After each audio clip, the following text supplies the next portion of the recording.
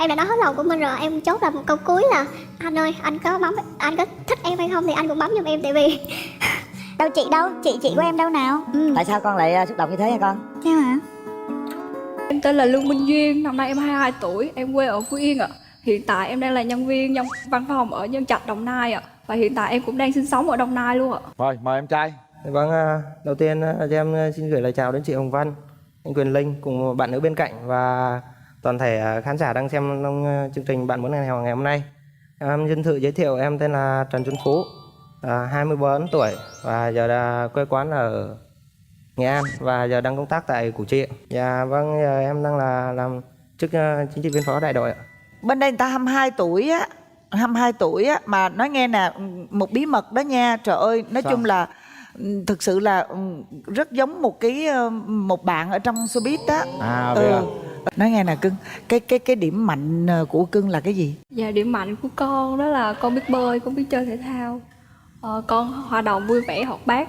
Và ưu điểm của con lớn nhất trong ngày hôm nay đối với anh đó là con biết bơi. Tại vì sau này là anh không sợ con hỏi cái câu là giữa mẹ và em rơi xuống biển thì anh sẽ cứu ai. Tại vì em biết bơi, anh cứu mẹ anh đi, em tự bơi vô bờ. Ồ trời ơi. Nè chú rể ơi, đẹp mà duyên dáng nữa đó nghe. Đẹp mà còn duyên dáng nữa.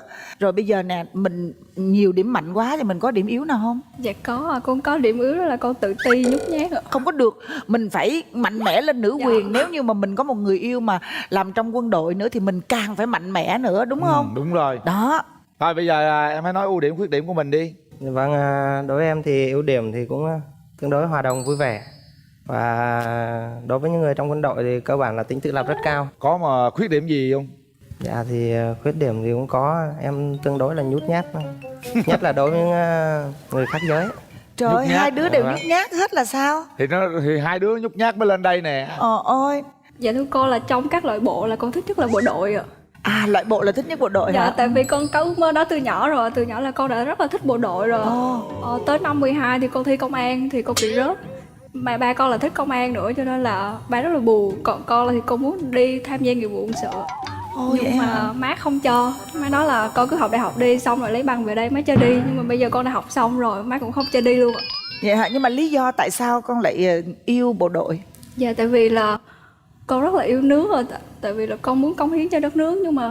Nhưng mà hiện tại thì con đã học xong rồi cho nên là con thấy là cái ngành nào cũng cống hiến cho đất Cũng nước là cống như hiến nhau. hết.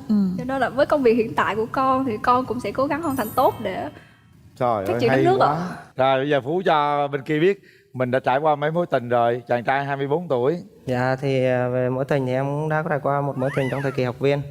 Thì sau khi năm thứ hai thì em cũng đã yêu một người. Và đến khi năm ra trường, và cô ấy thì bằng tuổi em và đang làm công tác tại Hà Nội. Ra trường học 4 năm, em học 5 năm. Mà do cô ấy là ra trường trước và giờ công tác ổn định thì và sau khi em ra trường được phân điều động vào công tác thành phố Hồ Chí Minh thì và do khoảng cách địa lý xa quá và công việc của cô ấy đã ổn định cho nên em chia tay. Do khoảng cách xa quá. Dạ vâng. Bây giờ Yêu anh hỏi xa thật đó. em nè, Củ Chi với lại Nhân Trạch, Đồng Nai đó xa không? Nếu có cần một lý do thì Cũng đâu có xa đâu, sát bên luôn à. Nhưng mà biết sao không? Cái yêu bộ đội là chắc chắn cho dù các bạn có ở gần nhau thì các bạn cũng vẫn phải chấp nhận là yêu xa. Bởi vì có những lúc là các anh ấy không thể nào đi ra khỏi trại được, đúng không nè? Thì bạn có chấp nhận cái tình yêu như vậy không? Dạ có ạ. Cái lúc thì chương trình có hỏi em là ở Củ Chi được hay không ạ. Nhưng mà em nói là ở đâu cũng được, hải đảo hay là vùng sâu vùng xa gì cũng được ạ. Không nhất thiết là gần hay xa nhưng mà nói chung là bộ đội là được ạ. Trời ơi tuyệt vời quá. Bên đàn trai nghe là chịu lắm luôn rồi đó. Nhưng mà nó có mấy mối tình rồi, hỏi coi Vân. Sao con đã từng yêu chưa? Dạ rồi ạ. Dạ thưa cô, vâng là con đã có một mối tình rồi ạ. Và năm 2 đại học ạ. Một bên là gia đình ngăn cản, một bên má con là chưa muốn cho yêu ạ. Và một bên là bạn đó lăng nhăng. Nói chung là tứ đổ tường, cái gì cũng có ạ. Ồ vậy cho đó nên hả? là con nhận ra sớm cho nên là kết thúc ạ. Bây giờ mình trở lại với thực tại. Bạn gái muốn tìm một chàng trai trong lý tưởng như thế nào? Nhưng mà nếu được thì cao hơn con một xíu ạ. Cao một xíu là bao nhiêu? Dạ cao khoảng 1m65 trở lên ạ. 1m65 trở lên. Cái điều gì mà bạn không thích ở cái người bạn trai của mình? Dạ chắc là con không thích anh bên đó hút thuốc ạ. Có hút thuốc không Phú? Có. Trời ơi. Bây giờ á, người ta không muốn hút thuốc thì sao? Mình bỏ được không? Đó là lý do động lực để em phải bỏ. Đó là lý do phải bỏ ha. Dạ. Nhưng nghĩ hút thuốc bỏ được mà. Có bao giờ mà bạn hình dung cái người đàn ông của mình phải giống một ai đó? Dạ con không có cái tiêu chuẩn gì ạ. Nói chung là chỉ là bộ đội là được. Trời ơi, tôi yêu bộ đội đến mức Trời như vậy ơi, nha. chỉ là bộ đội là được thôi. Trời Dạ. ơi. Đây là một cái điều mà đó giờ mình chưa bao giờ thấy trong gia đình bạn của họ. Tức là không cần yêu cầu, chỉ cần yêu cầu bộ đội là được. Giờ tôi phải qua tôi nhìn Qua coi cái đi. chú bộ đội này Chàng trai. xem thế nào. Đó, thấy chưa? Hiền lành, dễ thương. Đấy, mạnh mẽ. Có khuôn mặt phu thê. Có không?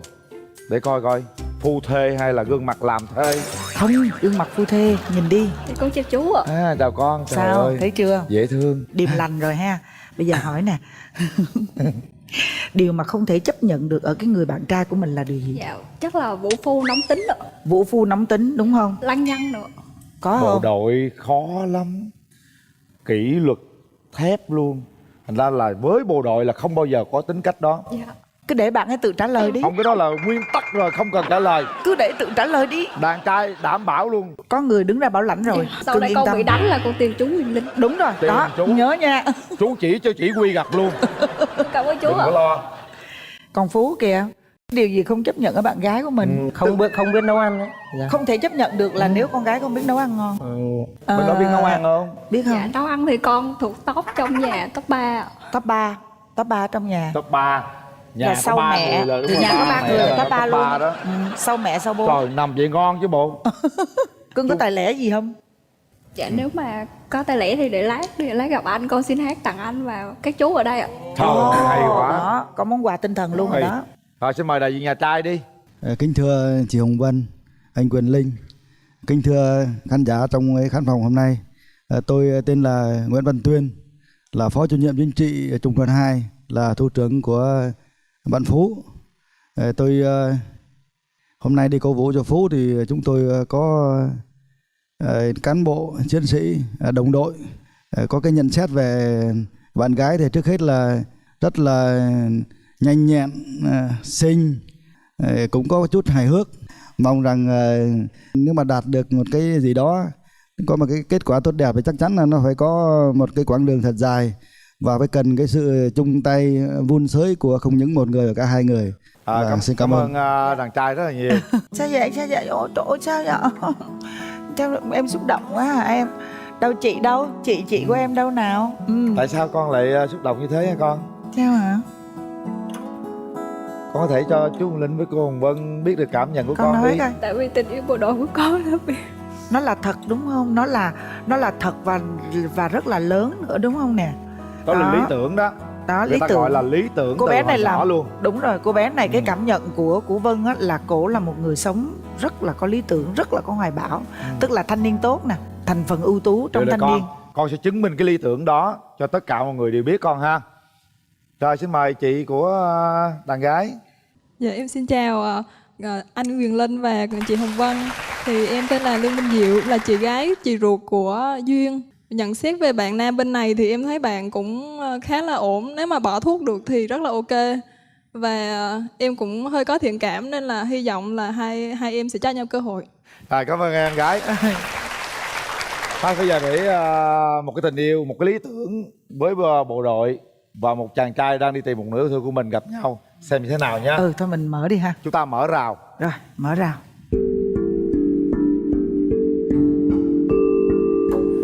em cho anh ạ. Em cảm ơn ạ. Đứng luôn. Dạ em hôm nay em cũng có món quà để tặng anh ạ. Em phải Em mở món quà đó xem bạn gái tặng cái gì. Vâng, đây là một cái bút ạ. Cái bút có ý nghĩa gì không Duyên? Dạ cây bút em mong là cây bút của em nó sẽ đi với anh trong suốt những ngày sắp tới ạ. Và em cũng mong là anh dùng cây bút này để ký vào giấy đăng ký kết hôn ạ. Nếu mà được. Trời ơi, dễ thương quá vậy. Hai bạn cảm nhận về nhau lần đầu tiên gặp mặt đi. Dạ, em chào anh ạ.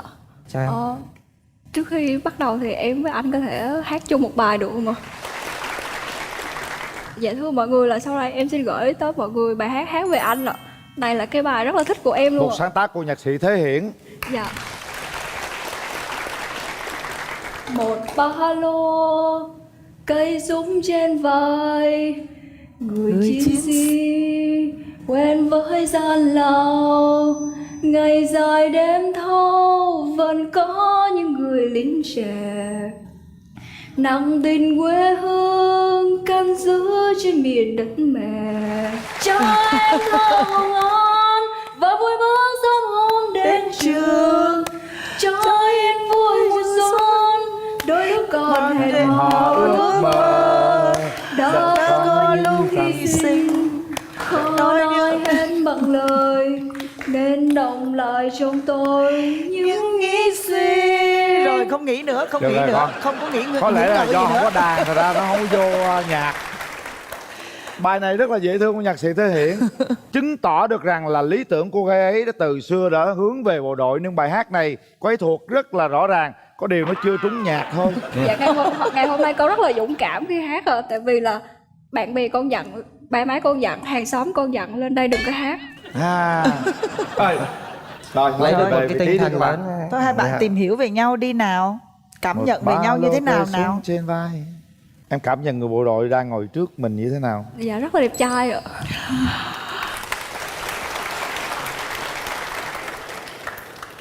Cô này đẹp không nè? Dạ em đang tạm thời đang bị hút hồn sang phía bên kia rồi. Đang bị Vâng. hút đúng không? Đó Dạ chị vâng. cảm nhận vậy đó. Phú coi như là cứ thẫn thờ đờ đẫn ra. Nhiều khi bị đứng hình một do hút hồn nó không có đứng luôn đấy. Vâng thì từ lúc nãy em vào thì cũng nghe bạn bảo là rất có tình cảm với bộ đội và tình cảm và kể từ lúc 12 giờ thấy tình cảm bạn dành cho bộ đội là cũng thấy niềm vui nho nhỏ trong bản thân rồi, là thấy là có cơ hội lớn được rồi. Dạ anh có gì để hỏi em không ạ? Đối với anh thì là người trong quân đội thì một môi trường đặc thù là thời gian ít bên gia đình, có nhiều lúc khó khăn thì em, nếu mà chúng ta tiến tới thêm nữa thì những lúc khó khăn thì em có thể vượt qua và chịu đựng được tất cả. Chỉ cần anh không lăng nhăng, anh trung tình là được rồi ạ. Về thời gian thì cũng một tuần trực một ngày nghỉ, thì có thể tuần này đi, tuần sau sẽ không gặp được và tuần sau nữa sẽ lại gặp. Dạ được ạ. Một tháng thì trung bình chắc được 2 lần. Dạ được ạ, dạ không sao ạ. Mỗi bạn sẽ có một câu nói thật lòng mình về người đối diện, sau đó chúng ta tiến hành bấm nút. Em đã nói hết lòng của mình rồi, em chốt là một câu cuối là anh ơi, anh có thích em hay không thì anh cũng bấm giùm em, tại vì dạ tại vì là lúc mà má em đi làm cái giấy xác nhận độc thân cho em thì cả làng, cả xã, cả xóm đều biết hết rồi. Nếu mà anh không bấm là thôi Tết này em không về quê luôn. Trời đất ơi. Cái này từ lúc vào đã đặt tình cảm rất Vừa mới cao nhìn thấy rồi. đúng không? Vừa mới Vâng. nhìn thấy là sao nè? Vừa mới nhìn thấy là đứng gọi là Muốn hút, kiếm cái nút liền đúng không? Muốn Vâng. kiếm cái nút liền. hút hồn sang bên, giờ nhanh chóng để kiếm cái nút ấn. Đó, thấy chưa? Linh Chưa giờ thấy con con trai gái nào gì quyết nữa. liệt như con gái này chứ á. Thường là con trai sẽ nói câu đó, nhưng mà hôm nay tôi lại thấy cô gái nói một anh bộ đội như thế. Trời ơi, cô bé Thôi, này, cô bé rất là này rất cá tính cá và tính quyết liệt luôn đó. và quyết liệt. Cô bé Thôi, này. mình để tay vào nút bấm nữa các bạn. Các bạn đang đối diện với gia đình, với bạn bè, với người thân và hàng triệu người nha. Hãy thể hiện bằng cả trái tim của mình, bằng nhịp tim của mình với nút bấm 3, 2, 1. Rồi, chúc mừng. Đây, đứng xích lên. Hãy nắm tay nhau đầu tiên. Đó. Cảm nhận cái nắm tay thế nào? Run quá. Để quà bển đi tí, nhận quà của chương trình. Vâng thì nhân tiện trong chương trình hôm nay có gia đình và chỉ huy đơn vị thì em cũng xin phép gia đình nhân duyên cho em được tìm hiểu duyên. Vâng. Và nếu như tìm hiểu được thì sẽ chăm sóc Duyên như thế nào? Hứa với ba mẹ của Duyên, coi như bây giờ em tưởng tượng là các cụ đang ngồi xem màn truyền hình đó, thì em hứa làm sao nào? Thì hứa sau khi mà nếu mà tìm hiểu được và đến với nhau cưới hỏi thì em sẽ hứa sẽ chăm sóc Duyên. Những lời hứa đó nó còn mãi trên truyền hình nha, Vâng. không bao giờ thay đổi. Nếu hai đứa tiến tới xa hơn thì anh nghĩ rằng cái biên bản tình yêu đó sẽ là một điều rất đáng trân trọng. Dạ con xin hứa với các chú ở đây, ba mẹ anh của anh ở nhà thì con sẽ là hậu phương vững chắc của anh cho tới khi nào anh bỏ con thì thôi ạ. Trời ơi, thương quá.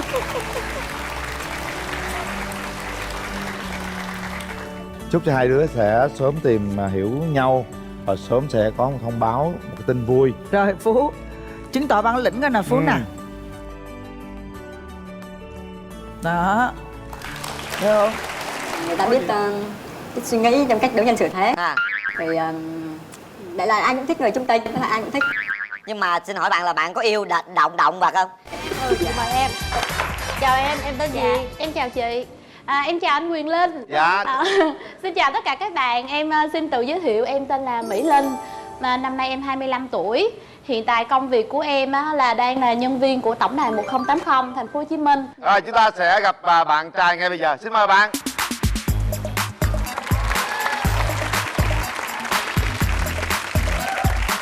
Xin mời bạn ngồi. Bạn tên là gì? Dạ em tên là Lê Trọng Đại, chuyên làm việc quan trọng. Lê Trọng Đại. Dạ. Tên nghề hoành tráng nha. Em chỉ làm việc hoành tráng. Còn chuyện nhỏ không làm hả? Không, chuyện nhỏ em có làm, giờ nào cần thì em mới làm. Bạn bao nhiêu tuổi? Dạ em 26 tuổi. 26 tuổi luôn. Em đến từ Vũng Tàu. Bên đây 26 tuổi đến từ Vũng Tàu và chuyên làm những việc quan trọng. Chị thấy em là một người rất là năng động, hoạt bát nè. Rồi do cái tính chất của công việc em đang đeo đuổi nữa, thì chị thấy em là một người như thế này thì chị không tin là tại sao em chưa có người bạn trai cho mình nào mà phải tìm đến với chương trình của Bạn Muốn Hẹn Hò. Dạ, thứ nhất là em là một fan rất là yêu mến chương trình. Thứ hai nữa là vì chưa tìm được những mẫu người mà thật sự hợp với mình. Thế thì cái mẫu người thật sự hợp với em là như thế nào? Dạ, em thích người bạn trai của em phải là người bề ngoài thì có thể rất là sôi nổi, nhưng mà bên trong nội tâm thì phải rất là sâu sắc. Và bản thân em là em rất là thích tiền và rất là thích kiếm tiền, kiếm tiền một cách chân chính. Cho nên là em rất là thích người bạn trai của em phải có mục tiêu trong cái cuộc sống. Bên kia có mục tiêu gì để kiếm tiền không? Bên đây có một nhọt à. Không, đối với em tiền nó không quan trọng. Quan trọng là em thích. Em chỉ làm những điều mình thích. Có thể những công việc nó tốt mà tiền nhiều nhưng em cũng không làm. Nhưng mục tiêu bạn bên kia muốn kiếm tiền, thí dụ bạn gái của bạn nè, hay là vợ của bạn, mục tiêu là kiếm tiền thì sao? Thì có thể nó không hợp lắm. Không hợp lắm. Không hợp lắm, là trước mắt chị cũng thấy là không hợp lắm rồi đó. Không thích người quá suy nghĩ về tiền nhiều. Không phải, em không phải là người mà có suy nghĩ về tiền nhiều. Mà suy nghĩ của em chứng tỏ là em muốn một người đàn ông mà mình có thể là nương tựa vào.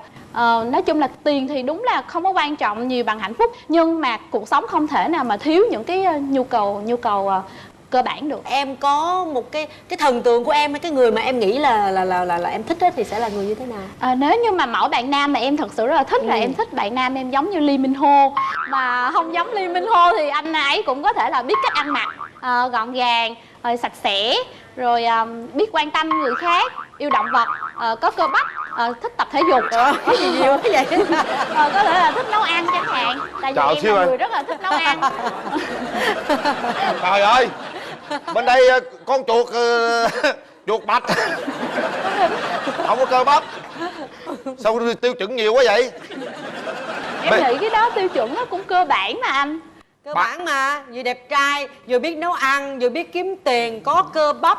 Trời ơi, cũng hơi không choáng. đẹp trai nhưng mà cũng ưa nhìn cũng được. Rồi vậy bây giờ cái gì điểm nào em không thích ở người đàn ông của mình? Em không thích người đàn ông hút thuốc, nhậu nhưng mà không biết điểm dừng, không chung thủy, rồi không thích người đàn ông ở dơ.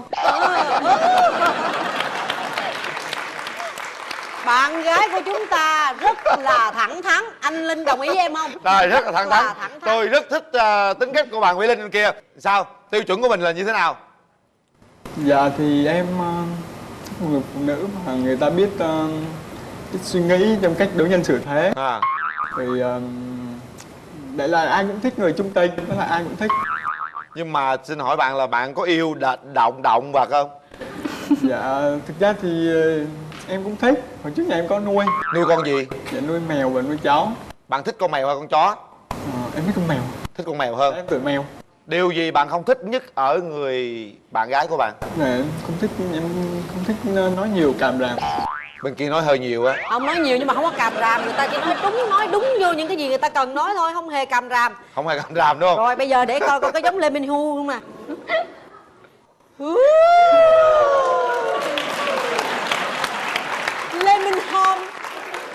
Lê Minh Hom hơi mỏng ha. Cơ bắp đâu em gồng lên coi. Có con chuột bạch chút xíu à. Bây giờ nếu mà bạn gái muốn mà có cơ bắp thì em có chịu đi tập thể dục không? Em đang đi tập mà đợt vừa em bị mệt, em đau tay nên tạm dừng 3 tháng. Làm gì mà bị đau tay? Đi đá banh bị chật. Đá banh thì đau chân, như đá banh đau tay. Té. Bị nứt xương. Bây giờ tay nó có hoạt động được không? Ok, hôm nay em được phải không? chuẩn bị tập lại. Khó gì vừa thôi bà Tường ơi. Khó cái gì? Đây đạt tiêu chuẩn quá rồi, ngon lành luôn. Phải, bên này khó lắm, bên này đòi tùm lum hết trơn. Vậy à? Rồi được rồi, chị sẽ về chị nói thêm vô cho em nha. Hy vọng em sẽ thành công. Đẹp không chị? Trời, cái gì vậy? Câu đầu tiên hỏi là thấy sao rồi nói chuyện gì đẹp. Nhưng mà thua Lê Minh Hưu, chị nói thiệt. Xin lỗi em mà rất được chứ đừng nói là được không chị. Tôi để xem giùm bạn nha. Em chào anh. Được không? Chào em. Rất là xinh. Có cần em đứng lên anh quay Em đứng. Rất xinh. Tiêu chuẩn theo tôi là ok. Và bây giờ không làm mất thời gian của hai bạn nữa, hãy kéo rèm lên để chúng ta được nhìn nhau.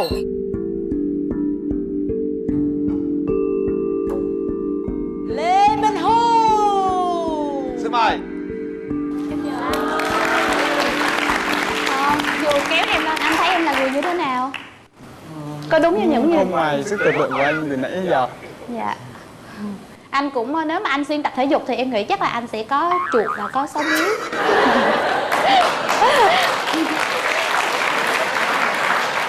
Anh có thích đi du lịch phượt không ạ? Có, anh cũng thích đi du lịch. Dạ, anh hiện tại đang sống chung với bố mẹ hay là Đúng, ở một sống với bố mẹ ở dưới Vũng Tàu. Vậy thì nếu mà anh hẹn hò với em trên này thì làm thế nào?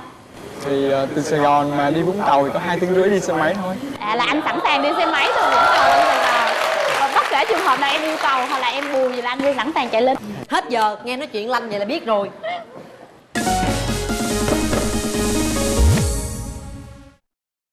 Cơ hội dành cho các bạn chỉ có 3 tiếng đếm thôi. Sẵn sàng. Hồi hộp, chờ đợi, lâu, khắc khoải. Suy nghĩ thật kỹ. 1. Hồi hộp của anh, nhanh. 2.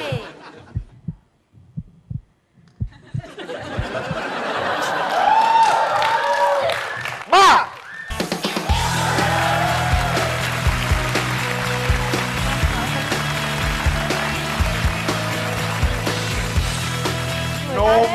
Người ta đếm mới có 2 à. Mà anh Linh cũng kỳ, anh đếm lâu quá em hồi hộp muốn Nôn cái gì mà nôn dữ vậy biết nữa. Bạn cầm cái gì trên tay vậy? Dạ em có quà Vũng Tàu. Bạn chị hả? Đúng.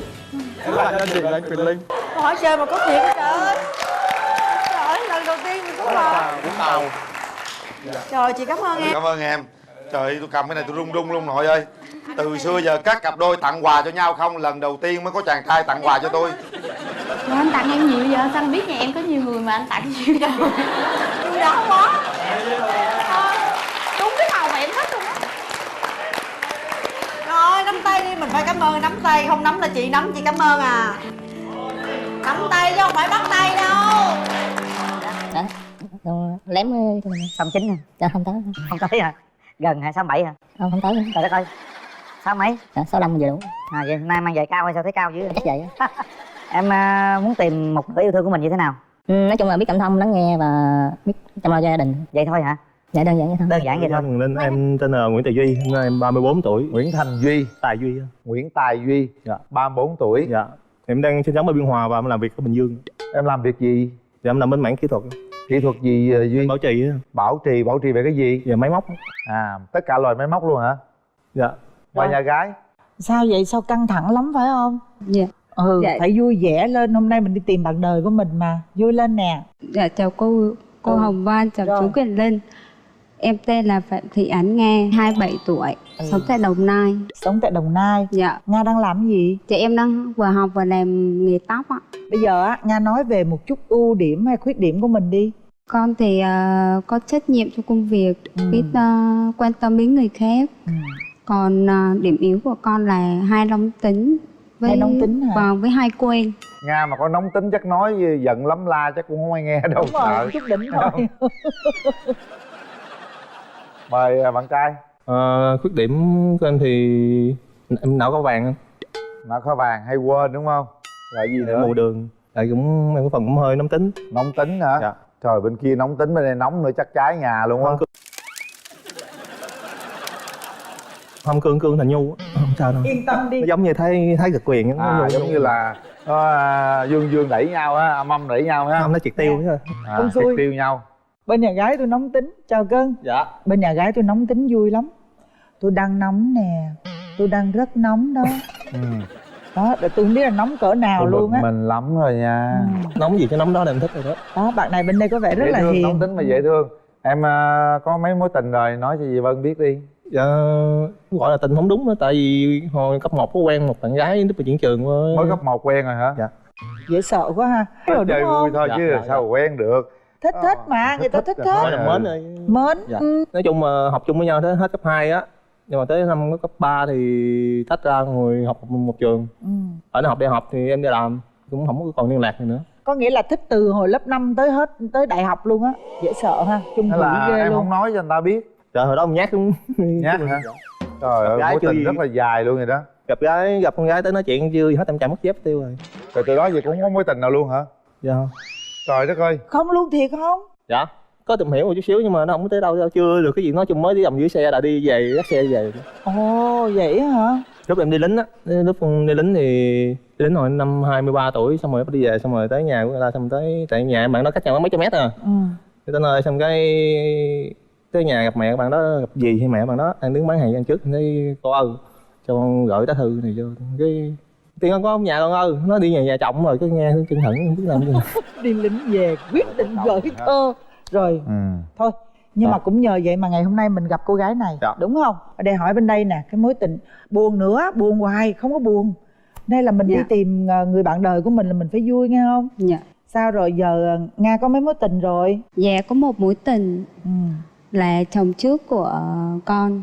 À, là một người đó thôi? Dạ vâng. Rồi mình đã ly dị cách đây bao lâu rồi? Dạ được gần năm rồi. Gần 1 năm, có em bé chưa? Dạ có một em bé gần 7 tuổi rồi. Gần 7 tuổi và sống với Nga? Dạ vâng, đang sống với con. Vậy thì em kết hôn bao nhiêu năm? Dạ kết hôn gần 7 năm. 7 năm đó, gần 7 năm, em bé gần 7 tuổi. Khi bạn nghe cái người bạn gái bên đây á, là cái hoàn cảnh như vậy thì ngay lúc này bạn suy nghĩ gì? Nó bình thường mà chị. Bình thường đúng không? Chẳng nghĩ đơn giản là mình tới nhau thì sống gì hiện tại tương lai chứ phải quá khứ, đồng nghĩa với đó làm gì chứ. Cái đó là mình phải nể phục người ta rồi đúng không? Tại vì nể phục người ta mẹ đơn thân mà. Hèn gì thấy mặt bạn Nga buồn lắm, đến lên mặt cứ buồn vậy đó mà mình bây giờ chắc có lẽ mình cũng hiểu lý do rồi. Thôi được rồi, bây giờ thì mình đừng nhắc chuyện cũ nữa, cái gì nó qua cho nó qua đi ha. Chào em gái. Dạ, con chào chú. Bây giờ con muốn tìm một nửa yêu thương của mình như thế nào? Dạ, biết chăm lo cho gia đình, xong có trách nhiệm. Trách nhiệm. Dạ, đừng ăn chơi, cờ bạc, cái gốc năng nhăng. Chà, đối tượng đó cũng mệt à. Không phải mình con không thích đâu, nhiều người không thích lắm. Dạ. Con có yêu cầu cái mẫu hình lý tưởng gì không? Dạ không ạ. Về ngoại hình á, chú Linh hỏi á. Con chỉ muốn cao khoảng 1m68 trở xuống thôi. 1m68 trở xuống thôi, đây chắc có thể cao hơn đó. Lém 69 hả? Dạ không tới. Không tới hả? Gần hả? 67 hả? Không tới. Trời đất ơi. 6 mấy? Dạ, 65 vừa đủ. Vậy hôm nay mang giày cao hay sao thấy cao dữ? Chắc vậy. Em muốn tìm một nửa yêu thương của mình như thế nào? Nói chung là biết cảm thông, lắng nghe và biết chăm lo cho gia đình. Vậy thôi hả? Dạ đơn giản vậy thôi. Đơn giản vậy thôi. Ngoại hình thì em có đòi hỏi như thế nào không? Dạ, mập đẹp ốm dễ thương, cao sang lùn quý phái thì sao cũng được hết trơn. Đừng có nói chữ mập ở đây. Cái ta muốn nói gì ta nói. Liên quan nhiều người lắm. Em gái đi với ai con? Dạ, con đi cùng với mẹ với em rể, với em gái. Dạ. Rồi, xin mời nhà gái. Mẹ với em rể với lại em gái luôn. Con xin chào cô Hồng Vân và chú Quyền Linh ạ. Con là em rể của chị Nga. Con đến đây để cổ vũ cho chị. Chị em thì cũng có nhiều ưu điểm lắm. Biết nấu ăn, món gì cũng làm được, nhanh nhẹn. Mà chị lên sân khấu nhiều khi chị run quá, không dám nói. Ở nhà cũng vậy hả? Nhát lắm à? Đã bảo cứ mặn dạng lên mà lên thôi, nói thôi, có gì đâu mà sợ. Thì em thấy ăn bên này thì cũng được, rất là đẹp. Về chín chắn, tại vì anh cũng đã có đi bộ đội về thì chắc cũng đã có một kỷ luật rồi này nọ. Thì nếu mà được anh chấp nhận thì mong hai anh chị đến được với nhau và cho nhau một cơ hội để tìm hiểu nhau hơn. Rồi. Mẹ có nói gì không mẹ? Như em thấy thì cũng được rồi ạ. Được phải không? Rồi. Vâng, anh thưa hai cháu nè. Rồi, cảm ơn mẹ. Ngoài nhà đại diện nhà trai đi ai? Dạ có ba má, dì với lại có ba má đi nữa. bạn. Dạ. Rồi, mời nhà trai ạ. Mình xin chào Quỳnh Linh và Hồng Vân. Dạ. Mình là mẹ của Nguyễn Tài Duy. Thấy hai đứa nói chuyện thì thấy hai đứa tánh hai đứa cũng giống nhau lắm. Bây giờ thì mình cho hai đứa nó tìm hiểu nhau thôi, chứ mình không biết là nói như thế nào hết. Chứ là thời buổi này là coi như là con đặt đâu cha mẹ ngồi đó luôn. Bây giờ là mình ý kiến mình cho hai đứa nó tìm hiểu với nhau rồi tụi nó tính tới hôn nhân được hay không là tùy có hai đứa thôi. Chứ cha mẹ giờ là không có ý kiến. Mình thấy bé này là cũng được lắm. Ba có ý kiến gì không ba? Thấy con mình nó tiến được thêm một bước nữa trong cái chuyện là muốn lập gia đình mà phải tìm hiểu như thế, mình hết sức hoan nghênh. Đối tượng của con hôm nay gặp mặt á, thì mình chỉ ngại một cái chuyện, tức là bé này đã có chồng và có một đứa con được 7 tuổi rồi. Không biết sao con mình nó suy nghĩ như thế này sao. Nhưng mà thôi bây giờ đó, tôi nói cái gì vậy, duyên là duyên trời định, thì tùy con mình nó muốn sao thì mình cũng chiều theo vậy. Nhất là chuyện hôn nhân gia đình, mình không có ép buộc con, mà con nó có thích vậy mà nó muốn tiến tới hôn nhân thì mình cũng chấp nhận cho nó tiến thôi. Xin hết. Dạ, cảm ơn chú. Rồi tất cả là con muốn sao ha, là cha mẹ chiều hướng tới luôn. Rồi bây giờ quan trọng là hai đứa ơi. Mở rào. Từ từ đường rộng ra rồi mình đi. Đó, bắt đầu đi Duy. Rồi. Quà. Đó, mình đứng lên mình nhận quà, mình trao quà nào. Trời ơi kìa. Nó đi không lọt luôn. Đó. Trời đất ơi. Rồi, để bên đây luôn. Dạ. Này chắc lựa chọn lâu lắm à. Không, cái này nặng là do có tấm lòng của vợ chồng chủ shop nữa chứ không được. Hả? Có tấm lòng của vợ chồng chủ shop nữa. Chủ shop tặng hả? Dạ không, chủ shop kêu lúc nào mà nhấn nút thì gọi điện thoại nhắn tin cho chủ shop chút xíu để chủ shop chúc mừng. Dạ rồi đứng gần nó nói gì bạn gái tặng đi chứ. Rồi đó, lý do là em tặng cho một cái chiếc ví. Là mở ra nào đó, tặng ví là có tiền trỏng không? Dạ không ạ. Thường là phải có 5.000, 10.000 không, hoặc 50.000. Từ từ con đổ vô cũng được. Rồi này sao? Dạ. Nói đi, ý nghĩa làm sao? Mong là cho tối em có cái ôm cho nó, nhiều khi nó bự bự chút xíu nhìn cho người ta, nhìn cho ta dễ thấy cô Vân. Đi ngang mà nó thấy ấu này rồi nhớ tới mình. Rồi, đó là để bất cứ chỗ nào cũng phải nhớ tới bạn này. Dạ. Dạ thêm cái nữa là em cố tình mua bự để cho lát nữa phải chở bạn về tới nhà để cho nó biết được nhà ở đâu. Tức là cưng phải chở con gối về giùm đúng không? Dạ. Ok, trời ơi ghê quá. Không biết có ai quân sư không mà có chiêu có trò hết trơn rồi. Rồi. Có thấy tôi không vậy? Ngồi đây rồi có thấy tôi không? Nè, đó nè, che hết ráo rồi. Em thích cái gì nhất? Món ăn á? Em thích rau muống xào tỏi thôi. Đơn giản vậy thôi hả? Dạ. Sao dễ nuôi vậy? Anh cũng vậy đó. Em ở nhà em dễ nuôi lắm anh.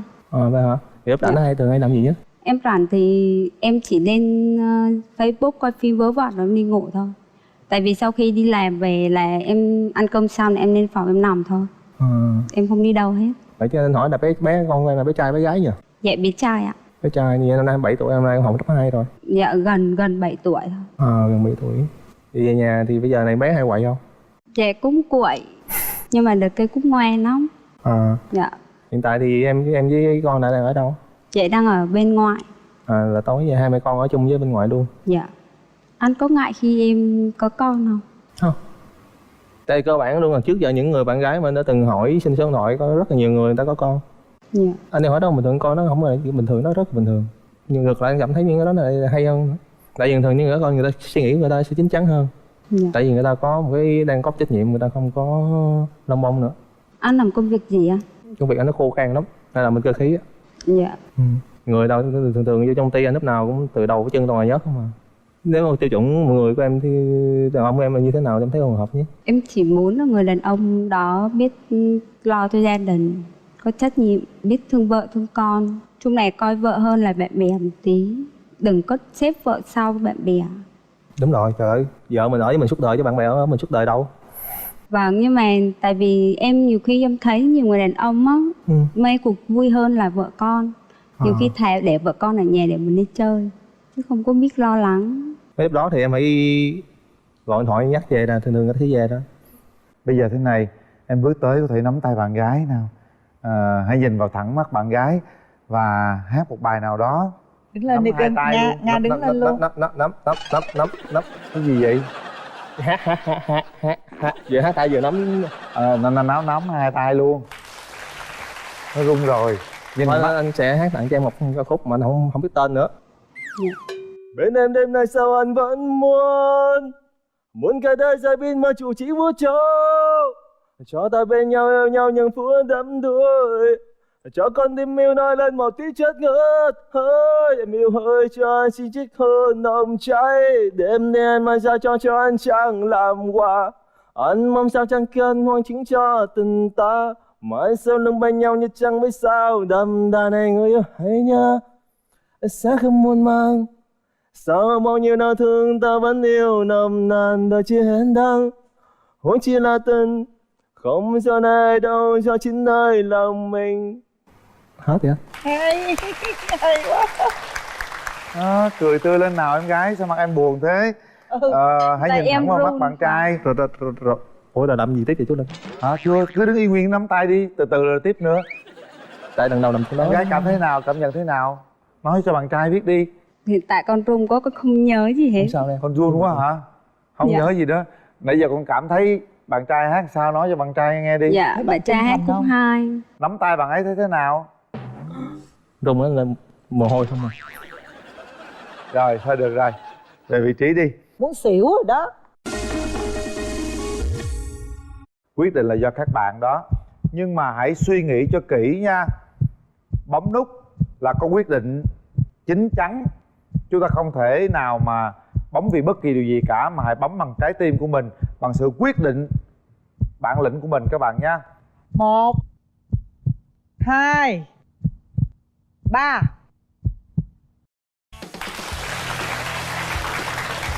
Bên kia người ta quyết định rất là quyết liệt nha Nga nha. Dạ. Một cái là cạch liền. Bây giờ chúng ta bắt đầu hẹn hò nắm tay nhau đi. Em trai. Vâng, con có bạn gái rồi. Trời ơi cưng ghê không? Bây giờ Nga đi ha, Nga nói gì với ba mẹ đi. Hai bác đi, nói mạnh mẽ lên nào. Dạ, con chào hai bác. Con cũng mong là con được tìm hiểu anh. Nếu mà hợp nhau thì con sẽ làm con dâu của bác. Nếu hợp nhau con sẽ làm con dâu của bác. Hiền quá. Nào, một nụ hôn đầu tiên. Không được. Nụ hôn đầu tiên nó đâu phải hời hợt như thế. Làm gì ngấu nghiến như vậy? Chào. Đâu cần ngấu nghiến. Hôn bằng cả trái tim của mình nào. Ôm cô gái hôn nào bằng lâu lâu chút xíu. Thôi ơi đã. Không ai thấy được đó đâu. Dạ đúng rồi. Giờ nói má ơi con hôn được rồi. Cao 1m65 trở lên là tối Bên thiểu. đây cao có 1m55 thôi. Thông báo. Nặng thì cũng tối thiểu là 65kg. Rồi, còn về tính cách của em á, thì tính cách mà em chọn người bạn trai đó là phải gọn gàng. Tính cách thì phải trung thực trong tình yêu, tôn trọng bạn gái, yêu thương người bạn gái của mình, và đặc biệt là phải luôn luôn trấn an cho em những lúc mà em có cảm giác mà buồn, lo lắng một cái điều gì đó. Coi như cái chỗ dựa tinh thần vững dạ chắc. đúng rồi. Thì thực ra thì em thích một người đàn ông thông minh. Dạ. Còn về ngoại hình? Về ngoại hình thì ngoại hình mà để bắt mắt liền á, anh ấy mà ăn mặc phải chỉnh chu, sạch sẽ vậy thôi. Em hình dung ảnh đang mặc cái gì ở bển? Đoán là chị qua chị coi thử coi. Em nghĩ là thì con trai thì chỉ có quần jean hoặc quần tây, áo sơ mi hoặc áo thun hay đó. Xin chào anh Quyền Linh, xin chào chị Cát Tường, xin chào toàn bộ quý vị khán giả và người chơi bên kia. Em tên là Trần Bá Tuấn, em hiện nhà ở Hà Nội và hiện tại đang làm việc ở quận 9 thành phố Hồ Chí Minh. Em làm ở trong công ty logistics, làm về container. Nói lớn xíu em ơi, không nghe được. Vâng ạ. Bạn ấy tên Tuấn đúng không? Vâng, Trần Bá Tuấn. Trần Bá Tuấn, bao nhiêu tuổi? Dạ em 31 tuổi. 31 tuổi, làm về công ty về container. Vâng. Nhưng nhiệm vụ cụ thể là làm gì? Em chủ yếu là giám định container. Đấy. Rồi chúc bạn giám định container giùm tôi luôn nha. Quê bạn ở đâu? Dạ em ở Hà Nội ạ. Rồi. Hiện tại mình làm việc ở thành phố Hồ Chí Minh đúng không bạn? Vâng, em hiện tại làm ở quận 9 thành phố Hồ Chí Minh ạ. Rồi. Mời bạn gái giới thiệu. Dạ, chào chị Cát Tường, anh Quyền Linh cùng quý vị khán giả, bạn trai bên cạnh. Em tên là Bùi Thị Diễm, hiện đang làm việc và sinh sống tại Bình Dương. Em đến từ Quảng Ngãi. Dạ, em 27 tuổi ạ. Hiện nay em đang làm công việc gì? Dạ, em là nhân viên văn phòng kế toán ạ. Dạ. Đang sống ở Bình Dương. Hôm nay mình lên đây tham gia chương trình rồi mình về Bình Dương lại. Dạ. Trước tiên là một người thành phố Hồ Chí Minh, người Bình Dương thì không biết là bạn trai có ngại đường xá xa xôi gì không? Không, em ở quận 9 thì qua Bình Dương chắc cũng gần gần đúng đấy không? ạ. Vâng. Rồi, mình giới thiệu điểm mạnh, điểm yếu của mình đi em. Dạ, em xin được phép giới thiệu là điểm mạnh của em đó là một người con gái bao dung, vị tha, hiền, dễ chịu, là một người khá uy tín, được mọi người tin tưởng. Còn về nhược điểm của em thì sao mà có khá là có những lúc cũng không có uy tín hả? Dạ không. Vậy mình dùng từ uy tín thôi, mình bỏ chữ khá đi. Dạ đúng rồi. Khá uy tín con nghe ghê quá. Rồi gì nữa em? Về nhược điểm của em thì em là một người hay áp đặt những cái việc mà bản thân mình không thích nhưng mà áp đặt cho bản thân mình làm. Là ví dụ cụ thể thì sao em? Ví dụ như là lúc trước em đi học đại học á, em ở ký túc xá với bạn em thì ở trong phòng á, khuya rồi bạn đó đi học bài mà em cũng là học bài, lúc đó em buồn ngủ lắm rồi, em muốn là mình đi ngủ thôi, không muốn học bài nổi nữa, nhưng mà em thấy bạn bên cạnh là người ta học bài thôi, mình vẫn cố gắng mặc dù không thích học bài nhưng mà vẫn cố gắng học bài. Đó. Tới lúc mà bạn á ngủ hồi nào mình cũng không hay luôn. Tới giờ mà mình quay qua bạn, mình thấy bạn ngủ rồi, mình kêu ôi may quá, may mà là bạn ngủ rồi mình mới được phép là đi ngủ. Đó. Bây giờ cũng vậy, trong công việc cũng vậy, em thấy người ta hay phục người giỏi, em thấy người ta làm giỏi lắm, lại bản thân em cố gắng làm thử như cái thế đó nào. thì tốt chứ, cái đó sao gọi là yếu điểm, cái đó là phải là ưu thế của mình. Nhưng mà nhiều khi gây cho bản thân mệt. Gây cho bản thân mình mệt. Dạ. Tức là hay áp đặt cái chuyện mà mình không thích đúng không? Dạ. Một hồi em thích thì mới thích nha, không thích em đừng áp đặt, em bấm nha. Bạn trai thì sao? Ưu điểm, khuyết điểm của em là gì? Ưu điểm của em thì em khá hòa đồng trong, nói chung em đi đến đâu cũng có thể là làm quen và chơi thân được cả mọi người, từ lớn hay là trẻ con, từ người già trẻ con em đều rất là nhanh quen và thân được. Đấy. Ngoài ra ưu điểm của em thì các anh có tài lẻ, ví dụ sửa chữa những cái đồ linh tinh, nấu ăn hay là làm gì em làm được hết. Còn nhược điểm của em thì em hơi làm biếng, cho nên là đôi khi là những cái ưu điểm mình không phát huy được. Có nghĩa là cái gì làm lặt vặt mà nhược điểm làm biếng gì thôi khỏi làm luôn rồi. Cái gì cũng biết làm mà làm biếng không làm thì cũng như không. Đấy, lúc nào có động lực thì mình làm rất là tốt. Có động lực đúng không? Vâng, được. chỉ cần có cô gái động lực. bên kia sẽ làm động lực cho bạn. Rồi. Mình đã trải qua mấy mối tình rồi? Hiện tại mối tình sợ nhất là từ hồi cấp 3, còn sau đấy thì cũng dăm mối tình, nhưng mà nó dăm mối tình là bao nhiêu? Khoảng 5 đến 7. Ôi nhưng mà kêu bằng dăm. Nhưng mà toàn là thường là mối tình tầm 2-3 tháng. Dăm mối tình 2-3 tháng. Vâng, có 2-3 tháng, có cái 6 tháng. Nhưng nói chung là không có mối tình nào sâu đậm hết hả? Dạ không có sâu đậm. Sao yêu nhanh quá vậy rồi chia tay nhanh quá vậy? Em chắc tính em hơi ham chơi và vô tâm. Vô tâm. Vâng. Ham bây chơi giờ có tâm chưa vô em? Tâm thì phải xem lại. Bây giờ đang hết rồi. Bây giờ có tâm rồi ạ. Rồi. Em muốn lấy vợ chưa em trai? Dạ em muốn lấy rồi, muốn lấy lắm rồi. Mình muốn lấy lắm rồi thì ráng gom cái tâm vô nha. Chứ nói thiệt, phụ nữ rất là ghét đàn ông vô tâm. Chị Tường cũng vậy nữa, kiếm hoài không có người đàn ông nào có tâm mới ế luôn tới giờ đó. Nghe vô tâm là không có khoái đâu, phải tập trung, phải lo lắng cho bạn gái, chăm sóc quan tâm chút xíu. Lại rồi đó. Bây giờ có tâm rồi chị ơi. Mới nói miệng tôi đâu có tin nào ông làm biếng lắm. Rồi em có bao nhiêu mối tình rồi? Thật ra thì từ trước giờ thì có rất là cũng 3 đến 4 đối tượng tìm hiểu em. Dâm. Không, tìm hiểu em thôi, còn về tình yêu á thì em chưa có yêu ai hết. Chưa có bắt đầu chính thức một tình yêu nào hết. Từ đó đến giờ luôn á. Dạ đúng rồi, nhưng mà thích gần để đi biết, cũng có gọi là có sự cảm nhận về mùi vị của yêu là như thế nào rồi. Thôi, đúng dạ không? Đúng rồi. Nhưng mà em thấy không có hợp. Em rất là kỹ tính. Cái nhược điểm của em ở chỗ đây là nữa là em rất là kỹ tính. Nhưng mà em kỹ tính nhưng mà em rất là dễ tính. đó. Rất là kỹ tính, rồi rất là dễ tính. Ví dụ như thế này nè. Sao nó rối quá. Rồi sao? Kỹ tính là sao mà dễ tính là sao? Ví dụ kỹ tính là như thế này nè. Em nói là một cái việc đó em sẽ không nói cho bạn em nghe. Đó. Quyết nghĩ là mình nói ra là nó sẽ ảnh hưởng tới điều này điều kia là không có nói. Nhưng mà Chạp nói chuyện á, bạn hỏi em cũng nói đó là dễ tính. Hoặc là ví dụ như là cái đó là dễ tính gì, cái đó nhiều chuyện chứ. Không, mình kể chuyện của cái mình. chuyện quan trọng mà mình không kể, người ta hỏi mình kể là mình nhiều chuyện chứ. Rồi sao nữa? Không, em không thích nhiều chuyện đâu. Hoặc là rồi dễ tính là sao?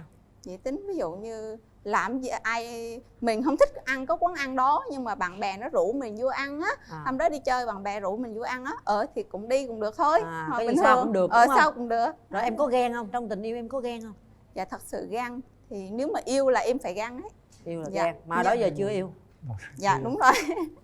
Ấy là mình cảm thấy là những cái đối tượng mà tìm hiểu mình á không có phù hợp á, nên là ngay từ đầu em chơi với bạn bè thôi chứ em không có tiến sâu hơn. Rồi nữa. bây giờ nói tóm gọn lại là chưa có một mối tình chính thức nào. Dạ đúng rồi.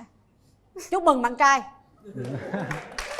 Hồi nãy bạn gái bên kia có nói câu gì bạn chỉ mới cảm nhận về tình yêu thôi đúng không? Sơ sơ thôi. Sơ sơ thôi hả? Dạ. Có nghĩa là sao bạn? Sơ sơ là sao? Tức là đang trong quá trình tìm hiểu anh. Có Ví nụ dụ hôn như đầu đời chưa? Thì cũng có chấm chắc mốc có sơ sơ rồi đó rồi. Nhưng mà chưa có gọi là chưa có yêu, gọi là dạ chưa có thể là thể hiện hết cái tình cảm của mình cho người khác cảm nhận. Pháo coi phim nắm tay nắm đồ thì Dạ. cũng được, rồi cũng có đúng không? Dạ. Nắm tay chứ nắm đồ là gì? Thì đó thì ta nói vậy thôi. Sao được không? Nghe bạn gái bên thấy được không? Được, duyệt luôn. Duyệt không? Vâng. Rồi mẫu người bạn gái của em cần tìm là như thế nào? Mẫu người bạn gái của em thì không được quá gầy. Nếu mà ngoại hình nhìn dễ thương chút, cao cỡ 55 đến 65 là được rồi. Đấy, mặt nhìn phúc hậu một chút mà nhìn nói chung là phúc hậu giống chị Như Quỳnh. Nhìn phúc hậu giống chị Như Quỳnh hả? Vâng, Như Quỳnh. Như Quỳnh ca sĩ hả? Vâng. Nhìn mặt điểm gì em không thích? Điểm gì em không thích ở người bạn gái? Điểm không thích thì em không thích mà bạn gái mà có tính hay càm làm ấy. Ví dụ là mình mà đi đâu về mà vừa nhìn thấy mặt mà bây giờ anh đi đâu mấy giờ mới về, kiểu về cười tươi vui thì mình cảm giác là thoải mái hơn. Đúng rồi, về cười tươi vui ôm hôn này kia chứ về cái càm ràm khó chịu chứ. Mình kẹt xe. Đi về thì đi làm là 5 giờ chiều về thì 6 giờ về tới nhà thì người ta tươi vui. Còn mà 12 giờ đêm về tới nhà mà kêu người ta tươi vui. Dạ, mình cứ tươi vui để cho vào nhà đã thôi. Gì còn đấy lâu rồi hay bắt tay coi. Chứ bây giờ càm ràm thì người ta đi luôn thì sao ạ? Chính xác, em đã nói hộ nhiều người cứ cười tươi vui cho ta vào nhà đi. Vô nhà đóng cửa lại rồi quỳ gối sao đúng không? Trời ơi, mấy bà hay cái tật mới bước tới cửa là càm ràm đi đâu giờ thì mới về. Sao vậy này kia mệt. Để tôi cười tươi vui ta vào nhà đi ha. Tắm rửa ăn cơm xong rồi ha. Xong ta ngủ tới sáng đi. Rồi hắn càm còn lâu á, có vụ ngủ tới sáng đi nữa. Đi 12 giờ đêm về ở ngoài luôn đi. Sao em nghe những cái sở thích của bạn, cái mong muốn tìm kiếm bạn gái của bạn trai thì em cảm thấy như thế nào? Mình cảm thấy mình được hội đủ được bao nhiêu %? Thì em nghĩ là khoảng thời gian này rất là ngắn, nhiều khi anh trai bên đó cũng không có thể hiện đúng cái suy nghĩ mà nói ra những cái lời nói chính xác hay chưa, nên là em cũng chưa cái đánh giá được hết hoàn thiện, thì khoảng cỡ 60%. Vậy là cũng một dấu hiệu đáng mừng rồi. Rồi vậy mẫu người bạn trai em cần tìm là như thế nào? Dạ thì mẫu người bạn trai em cần tìm thì thực ra thì yêu cầu của em cũng đơn giản thôi, nhìn ngoại hình ổn là được. Ví dụ như cao 1m65 trở lên là tối thiểu. Bên đây cao có 1m55 thôi, không báo. Nặng thì cũng tối thiểu là 65 kg. Rồi còn về tính cách của em á, thì tính cách mà em chọn người bạn trai đó là phải gọn gàng. Tính cách thì phải trung thực trong tình yêu, tôn trọng bạn gái, yêu thương người bạn gái của mình, và đặc biệt là phải luôn luôn trấn an cho em những lúc mà em có cảm giác mà buồn lo lắng một cái điều gì đó. coi như cái chỗ dựa tinh thần vững Dạ chắc. đúng không? rồi. Thì thực ra thì em thích một người đàn ông thông minh. Dạ. Còn về ngoại hình? Về ngoại hình thì Sao? ngoại hình mà để bắt mắt liền á thì anh ấy mà ăn mặc phải chỉnh chu, sạch sẽ vậy thôi. Em hình dung ảnh đang mặc cái gì ở bển? Đoán ra chị qua chị coi thử coi. Em nghĩ là thì con trai thì chỉ có quần jean hoặc quần tây, áo sơ mi hoặc áo thun, hai cái đó. Đoán như không. Có hai cái đó thì đoán một cái, có hai cái đó thì đoán gì cũng như không. Tuổi tác em có quan trọng gì không? Dạ em thích người sinh năm 86. Em là sinh năm nhiêu? 91. 91 mà Dạ. thích 86. Em 8 mấy? Em 86 luôn ạ. Trời, ngon lành. Chuẩn luôn. 86. 91 là con gì? Dạ con dê. 86 là con gì? Dạ, hổ. Cọp. Dê. Em chào chị. Sinh năm Dạ, 86 luôn hả? Dạ vâng ạ. Trời ơi, em thích con gái con gì? Em có coi tuổi gì không? Dạ, em thích con gái 90 đổ đi. Vậy là 91 là hợp rồi phải không? Vô Được, đúng hợp không? rồi. Cao dữ nha, tôi Dạ. đứng lên coi. Cao nhiêu? Dạ em Này cứ chắc mét mét 7 chín quá. cứ mét 7 mấy đấy. Bảy mấy tại vì chắc thiếu ăn chút phải không? Vâng. Có người nuôi đúng không? Ủa sao bảy mấy vậy em? Dạ Mấy 7 à, tại vì- 7 7 7 8 gì đấy. Nè, chân nó chút xíu à. Nhìn đi nó cao vậy thôi, ngồi xuống đi cưng. Trời ơi xương không nhỏ. Cấm sờ vào hiện vật. Đi có sức khỏe không? Dạ, có đấy chị. Công việc của em thì cũng có yêu cầu chút sức khỏe đấy. Nhiều khi mình leo trèo lên container mình kiểm tra ấy. À, có leo trèo thì cũng khỏe ha. Vâng. Cũng có đá banh, đá bóng đồ. Bây giờ tập trung cái gọi là tập trung cái tình cảm, cái tâm vô chút xíu vào bạn gái Dạ, chút xíu hiện nha. tại thì gom hết tâm về một chỗ Hứa rồi. nha. Vâng. Rồi mà ở nhà có hối thúc gì chưa? Dạ, nói chung thì hối cũng lâu rồi. Mà Giờ mình lấy vợ về là mình ở đâu em? hiện tại nếu mà Ở container. Dạ, hiện tại thì ở trong quận 9 này mà thuê phòng trọ, không thì nếu mà tế về lâu dài mà như nào đấy thì quay về nhà ngoài Hà Nội. À, là coi như tương lai. Trước mắt thì mình ở trong này. Đấy, Nhưng mà còn tương lai thì chưa biết được, nghĩa là sẽ là thỏa thuận giữa hai bên. nếu ổn định được thì ở Vâng, đây, ổn định không được thì được không thì đi được. về Hà Nội. Dạ vâng ạ. Về Hà Nội là ở với ba mẹ. Dạ vâng. Ở tại Hà Nội luôn em hả? Vâng, ở Hà Nội luôn ạ. Ở quận nào? Em ở quận Hoàng Mai. Hoàng Mai. Em ở gần bến xe Giáp Bát, cách có mấy trăm mét. Rồi. Bến xe Giáp Bát chắc anh biết. Biết. Em có tật xấu gì không? Dạ nãy em có nói rồi đấy. Làm biếng á hả? Dạ vâng ạ. Nói chung là tật xấu gì nó cũng... Ở một mình mà hiện giờ đang ở nhà trọ. Vâng ạ. Mà làm biếng chắc cái nhà trọ thành cái núi trọng quá ha. Dạ, nói chung thì hơi bừa bộn tí. Con trai mà, chuyện nó bình thường đúng không em? Dạ, Nhưng mà nếu mà tương lai mình lập nghiệp ở trong này thì giờ em đã chuẩn bị gì để lấy vợ chưa? dạ là chuẩn bị tầm đủ tiền cưới. Đủ tiền cưới Vâng, vợ. vâng. Tại vì mình cưới vợ về mình phải phấn đấu. Ví dụ Vâng. hai chồng ở nhà trọ được, khi mà có sinh con sinh cái mình cũng phải Vâng, có một cái cái chỗ đấy- ở cho nó ổn định. Dạ vâng. cái đấy- Đúng không? Vâng. Bao nhiêu lâu nữa thì đám cưới được? Nếu mà chuẩn bài thì hết năm nay sang năm sau là cưới được. Chuẩn bài á hả? Vâng. Có bài luôn hả? Vâng, phải có bài đã. Làm gì cũng phải có bài chứ. Ghê vậy. Rồi. Năm nay năm sau là được. Dạ Ủa vâng. có nhậu nhẹt hút thuốc gì không mà ốm quá vậy? Dạ không hút thuốc. Căn bản là em ăn thì hay kiểu cuộc sống của mình ăn uống thất thường lắm. Kiểu Đấy. cơm hàng cháo chợ không ha, Dạ, không có nấu vâng. cơm nấu nước đúng Vâng, không? nhiều khi ăn bánh xong lại không ăn cơm. Trời đất, vậy sao có sức khỏe làm việc? Thôi được rồi, Dạ, tôi gán vâng. tôi kiếm cô này về để cô biết nấu ăn không đó chứ. Vâng. Làm dâu được không em? Thật ra đó thì em thích những Dạ. người mà có ý chí tiến thủ và em muốn lập nghiệp ở Sài Gòn. Đó, dạ. Còn chuyện làm dâu hay không á, thì em không quan trọng điều đó. Dạ. Nhưng mà Hà chỉ Nội sợ ngon ngoài lắm Hà á. Nội thôi. Sao? Hà Nội ngon lắm, gọi anh Linh coi. Hỏi anh Linh kìa, anh qua kìa. Ôi, Ủa? chào. Em chào anh Linh ạ. Rồi em, anh Dạ. lặng lẽ đứng ngắm nhìn bên đàn gái thế nào để anh thông báo cho đàn trai. Dạ. À, em ở Quảng Ngãi hả? Dạ em ở Quảng Ngãi. À, Cổ ngại ra Hà Nội. không có, đâu có gì ngại, Hà Nội giờ phát triển mạnh lắm em, thủ đô trái tim của Việt Nam mà. Nhưng mà em muốn biết được người đó là phải có chí thủ lập nghiệp ở trước giờ. Bây giờ phải có ý tưởng là lập nghiệp ở Sài Gòn mới đã, sau Ta này có lập tính nghiệp sau. ta mới vô đây người ta làm ăn đó em. Dạ. Có ý chí đó. Dạ. Chứ nếu không có ý chí là ở ngoài kia rồi. Ha? Dạ. Thôi thấy cũng được đó. Dạ. Em nãy giờ em nghe tiếng nó nói kia em cảm giác nó ấm áp gì không? Giọng trầm, ấm. Em chưa gặp mặt khó hình dung. Nhưng mà hai người mà gặp nhau á Dạ. thì sẽ hiểu được điều đó, nhưng mà mình tin rằng á là cái tiếng sét nó quan trọng, nó cảm nhận duyên mà. Dạ. Mình gặp nãy em nói là phải lâu lâu mới hiểu đúng không? Dạ đúng Không phải rồi. đâu, theo anh đó là tình yêu nó có cái riêng của nó.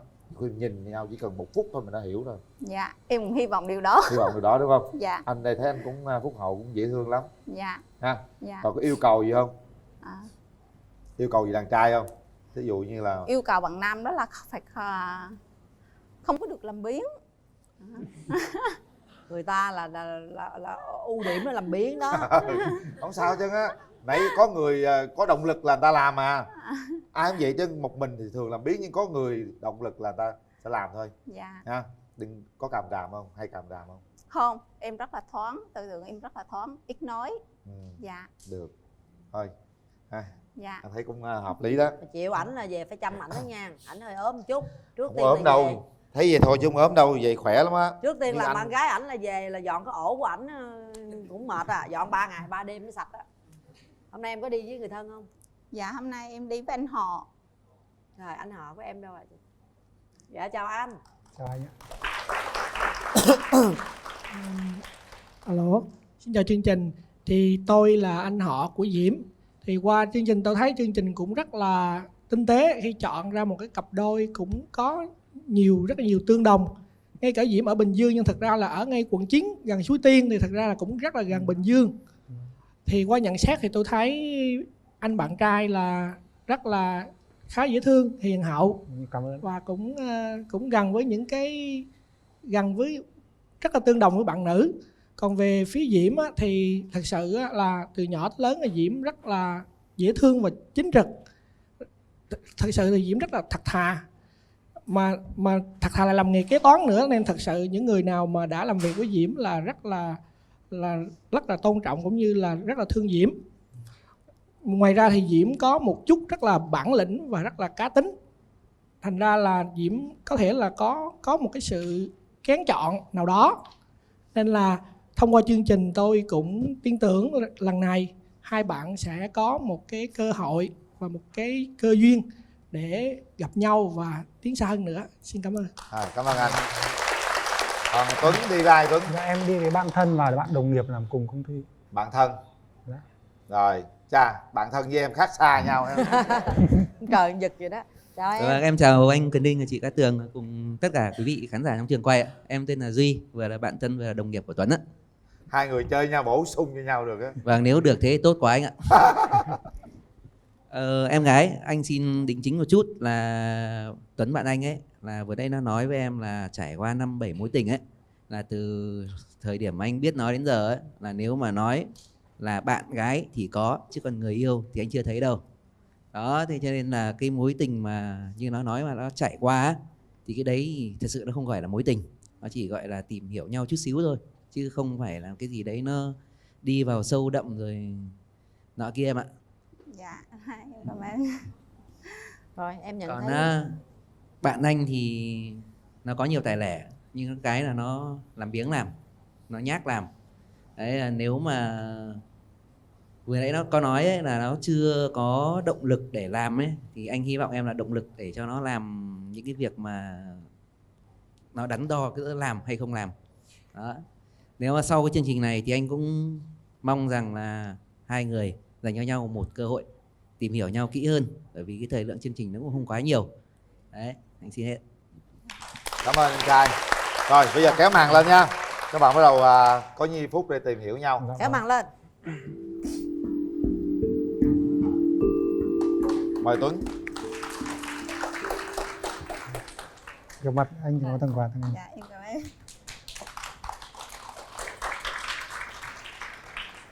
Cao ha, nuôi hơi cực. Đôi khi kéo màn lên thì anh nói chung là có nhìn em gần gắng những gì anh tưởng tượng, nhìn là khá dễ thương. Đấy Dạ. thì em chắc là cũng hiền lành, trầm tính. Dạ. Còn em thấy anh so với trí tưởng tượng của em thế nào? Em thấy trước tiên là em nhìn sơ về ngoại hình đó là em thấy ổn, ăn mặc còn ăn sạch sẽ. Ổn là thích rồi đúng không? Như em là đang làm kế toán đúng không? Dạ, và đúng rồi. em bảo là Bình Dương, mà như anh họ em nói là ở ngay Suối Tiên, tức là Dạ. ở ngay quận Thủ Đức đúng không? Dạ gần gần đấy. Anh thì Dạ. anh làm ở ngay quận 9, ngay cầu Rạch Chiếc ấy, chắc là đi qua em gần ấy. Ok Ok anh. Đấy, nếu mà sau chương trình có thời gian thì nếu mà anh qua mời em tìm hiểu thêm cà phê cà pháo chắc quá dễ. Nếu mà em rảnh thì thường kế toán là chắc là trừ cuối tháng là em vẫn có thời gian rảnh vào buổi tối đúng không? Dạ. Không biết anh vào trong Sài Gòn này được bao lâu ạ? Anh vào được hơn 1 năm, Hơn gần 1 2 năm. năm. Anh muốn vào đây tìm kiếm cơ hội để lập nghiệp. Lúc trước là anh... Hiện tại trước anh làm việc ở Hà Nội. Hà Nội. Đấy. Nhưng mà cái môi trường thì anh thấy thích môi trường ở Sài Gòn hơn, vì anh từng có thời gian vào Sài Gòn trước đây rồi. Anh có định hướng gì cho tương lai sau này? Anh định hướng tương lai thì mình sẽ vào đây, mình trước mắt mình hiện tại mới đang làm đây, sau tương lai mình sẽ cố gắng phát triển và cố gắng trụ lại và phát triển sự nghiệp ở đây.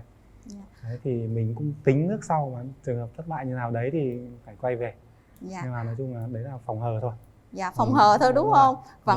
Vẫn có chí hướng là lập nghiệp ở Sài Gòn đúng không? Chí hướng lập nghiệp ở Sài Gòn.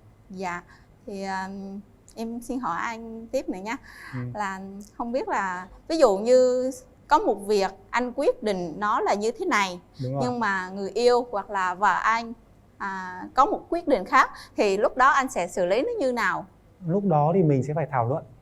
Bởi vì thường nếu mà anh quyết định thì thường anh thấy cái gì đúng thì mình quyết định. Nhưng mà nếu mà có người yêu có ý kiến khác ấy, thì mình sẽ thảo luận và tranh luận làm sao thì tìm ra cái phương án đúng nhất thì mình làm theo, chứ mình cũng không nhất thiết là mình sẽ là luôn đúng. Ok, chút sau anh cũng có cho một chút là suy nghĩ lắng nghe lại. Rồi, nói thôi. Không biết là anh có ấn tượng gì về em không nữa? Hiện tại nhìn em là khá là dễ thương, xinh xắn, ấn tượng và nói chuyện. Anh cảm giác là nói chuyện rất là gần gũi. Đấy thì nói chung là anh nói chung là có cảm giác thích rồi. Dạ. Nãy bạn trai của em giới thiệu em là có rất nhiều tài lẻ mà em rất là làm biếng làm. Bây giờ em làm xiên chút xíu đi, tập trung vô cái tâm vô. Có cái tài lẻ gì biểu diễn cho cổ coi một cái đi. Tài lẻ cô ấy đi. Hát thì rồi em hát một bài. Chưa có bao nhiêu ngày tháng mong đợi, con tim anh muốn mơ về hình bóng. Không hát chứ không phải đọc. Em tài lẻ nhưng mà em hát dở. Dạ vâng. Nói đây là em hát cái bài này là em chế ra thì em hát. Rồi hát lại. Tưởng ông đọc. Chưa qua bao nhiêu ngày tháng mong đợi, con tim này luôn khát khao mơ về hình bóng của người con gái mà anh vẫn luôn tìm kiếm. Em xinh đẹp như nàng tiên giang trần, cái đêm bên anh cùng với nụ cười tỏa sáng, làm lu mờ đi tất cả những gì anh có. Người ơi xin lắng nghe lời con tim anh muốn nói. Người ơi xin cho anh một cơ hội để anh chứng minh cho tình anh luôn yêu em thật chân thành, dù cho thế giới có đổi thay. Cùng tay anh đi chung một con đường, mình xây đắp tương lai ngày mai. Anh nguyện yêu mãi em trọn đời. Ủa bài này là ở đâu vậy em? Dạ. Cái bài này là bài gì? Dạ em chế thôi. Cái bài em tự sáng tác luôn đó hả? Không, em chế thôi, em chế nhạc của nước ngoài. Chế nhạc nước ngoài. Phong cách Sơn Tùng MTV. Rất là có duyên ha. Lúc đầu anh cố gắng nghe nhưng mà sau đó cái lời rất là ý nghĩa. Ý nghĩa mà có duyên đấy. Nói hay. Không hát hay. Em cảm nhận thấy sao em? Em cảm nhận thì thấy lạ. Hay á, cái lời hay lắm á. Dạ, cái lời thì hơi nhỏ. Cái câu cuối cùng em đọc cái câu cuối cùng lớn lên. Anh nguyện luôn mãi yêu em trọn đời. Câu kết. Mai mốt á là phải về học là Tình Em Xứ Quảng. Anh về thăm xứ Quảng ha, thăm người em phố hội này kia. Bạn trai này á là ở mình quen rồi, hay đi chơi đêm lắm đúng không em? Đi hơi muộn thôi chứ không đêm ấy. Đi 12 giờ đêm 1 giờ sáng mới về. Rồi giờ em xử lý sao, em xử lý đi. Thí dụ anh đi 12 giờ đêm về đó, bởi bước vô nè, bước vô nhà.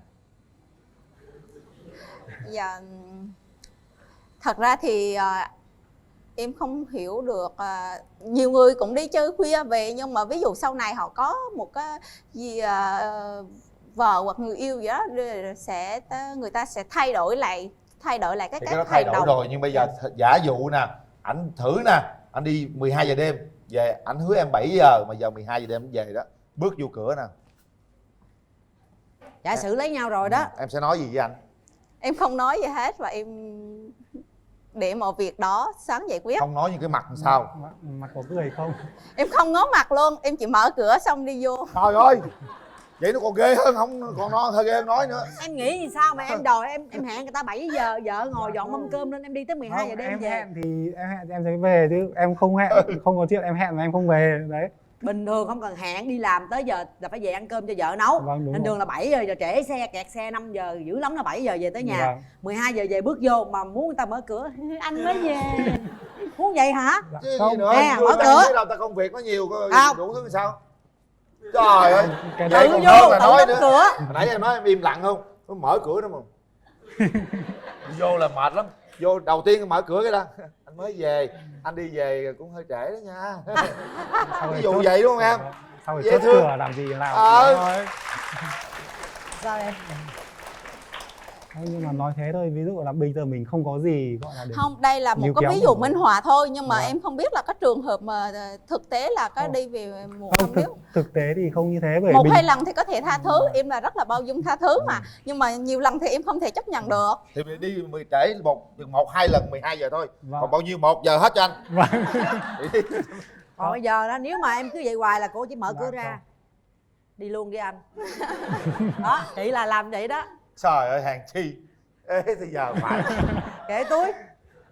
Thôi được rồi, bao nhiêu đó thôi. Hai bạn nãy giờ thấy cách nói Hợp chuyện đó. hai bạn cũng chững chạc đấy, rất là dễ thương. Cô gái rất là nghiêm túc và rất chững chạc. Bây giờ mình sẽ cảm nhận rằng nãy giờ mình đang suy nghĩ điều gì ha. Mình nói Hiện hết tại cho nhau thì, nghe đi. Mỗi người nói với nhau một câu thôi, thật nghiêm túc rồi câu. chúng ta quyết định. Mời bạn. anh thì rất mong thì tương lai anh sẽ được gần em và che chở em nhiều hơn nữa. Anh sẽ làm gì để em có thể tin tưởng anh? Và nói chung sẽ thể hiện tất cả những tài lẻ đấy, sẽ cho em biết. Thể hiện tài lẻ chi? Để người ta thấy mình đáng tin cậy đấy. Tất cả những cái quan tài trọng lẻ. là làm sao Đấy, tự tin thôi. đấy, đúng. Làm Tập sao trung cho nha, đáng tập tin. trung. Vâng. Rồi bạn gái. Còn đối với em thì em nghĩ thời gian trên này thì cũng Đúng rồi. không đủ để mình hiểu nhau. Thì cũng muốn thì nếu anh nói vậy thì em cũng hiểu ý. Không phải vấn đề á. Không nè, cái này không có làm theo ý người khác Ừ. nha. Không có chiều ý người Không có khác. chiều ý. Vì đây là quyết định của mình, bao nhiêu người đang chứng kiến, hiểu không? Dạ. Trong người mình như thế nào, mình quyết định như vậy chứ không có chiều ý.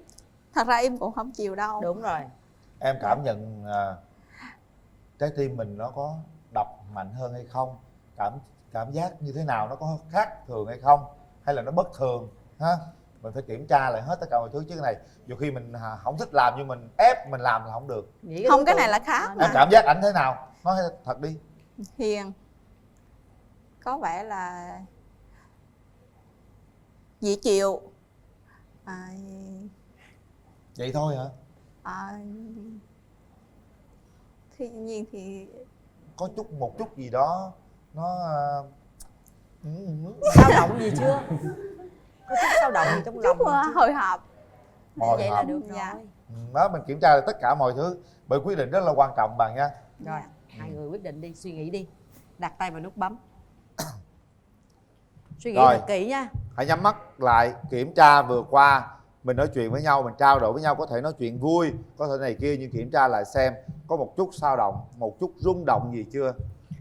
Thử xem đối tượng có thể là người để mình tin tưởng, dựa dẫm và đi với nhau một đoạn đường dài hay không. Quyết định thật kỹ. Sau 3 tiếng đếm. 1 2 3. Hết thời gian.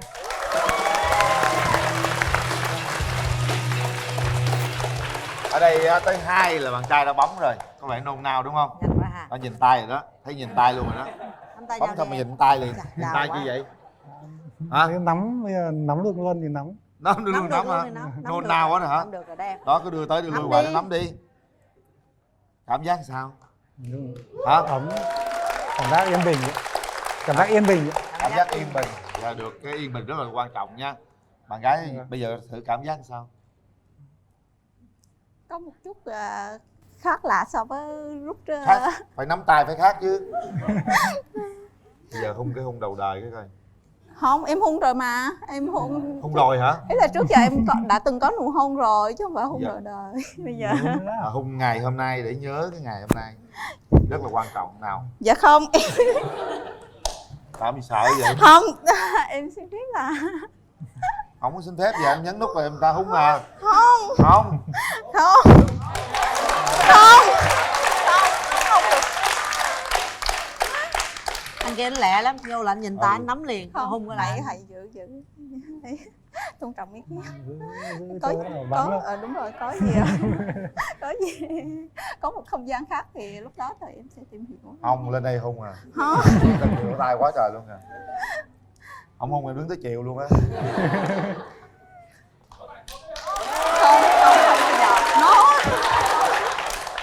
không phải giữ tôn trọng ý.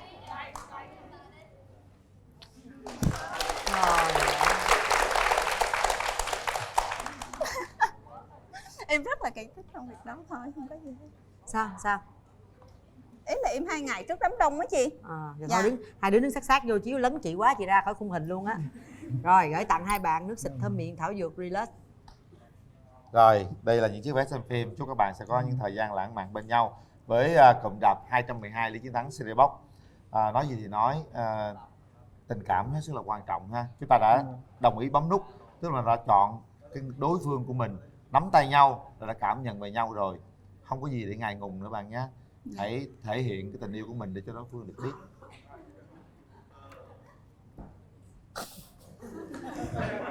Đưa mặt này đẹp, mặt này thiếu gốm. Đây là máy nước nóng xê tông cái thằng bạn. Đây là máy nước nóng Atlantic gửi tặng 2 bạn. Tổng giá trị của món quà này là 7 triệu đồng. Rồi, chúc mừng 2 bạn. Đây, hoa của bạn đây. Sớm báo tin vui cho chúng tôi nha. Rồi, đi hết. Cảm ơn anh đã khen anh. Thực chất thì trong cuộc sống cũng anh vẫn còn rất nhiều khiếm khuyết. Rồi, bây giờ em muốn hình mẫu trong suy nghĩ của em như thế nào? Mong muốn không gì hơn thì bạn nữ là những người là hiểu chuyện, có nhân cách sống là được. Còn mọi thứ lại là để em lo. Tại vì em là cũng sống hài hước. Tại cuộc sống nó làm em buồn thôi. Thực ra em là con người hài hước. Đừng buồn em ơi. Dạ. Em nghe bài hát buồn làm chi em ơi. Dạ. Hãy vui lên. Em tên là Trần Thị Minh Phương. Hôm nay em 34 tuổi. Nhà em ở quận 12 và em sinh ra và lớn lên ở thành phố Hồ Chí Minh. Hiện tại thì em đã từng lập gia đình và đã ly hôn và có một bé gái. Em công tác là hiện tại em đang là trưởng phòng marketing tại công ty Lan Phan đặc sản Đà Lạt. Hôm nay thì đi chung với em thì có mẹ, con gái cùng với lại những người bạn thân của em ạ. Rồi, đó là lý lịch trích ngang, mình hiểu gần như hết cô gái bên kia rồi ha. Mời chàng trai.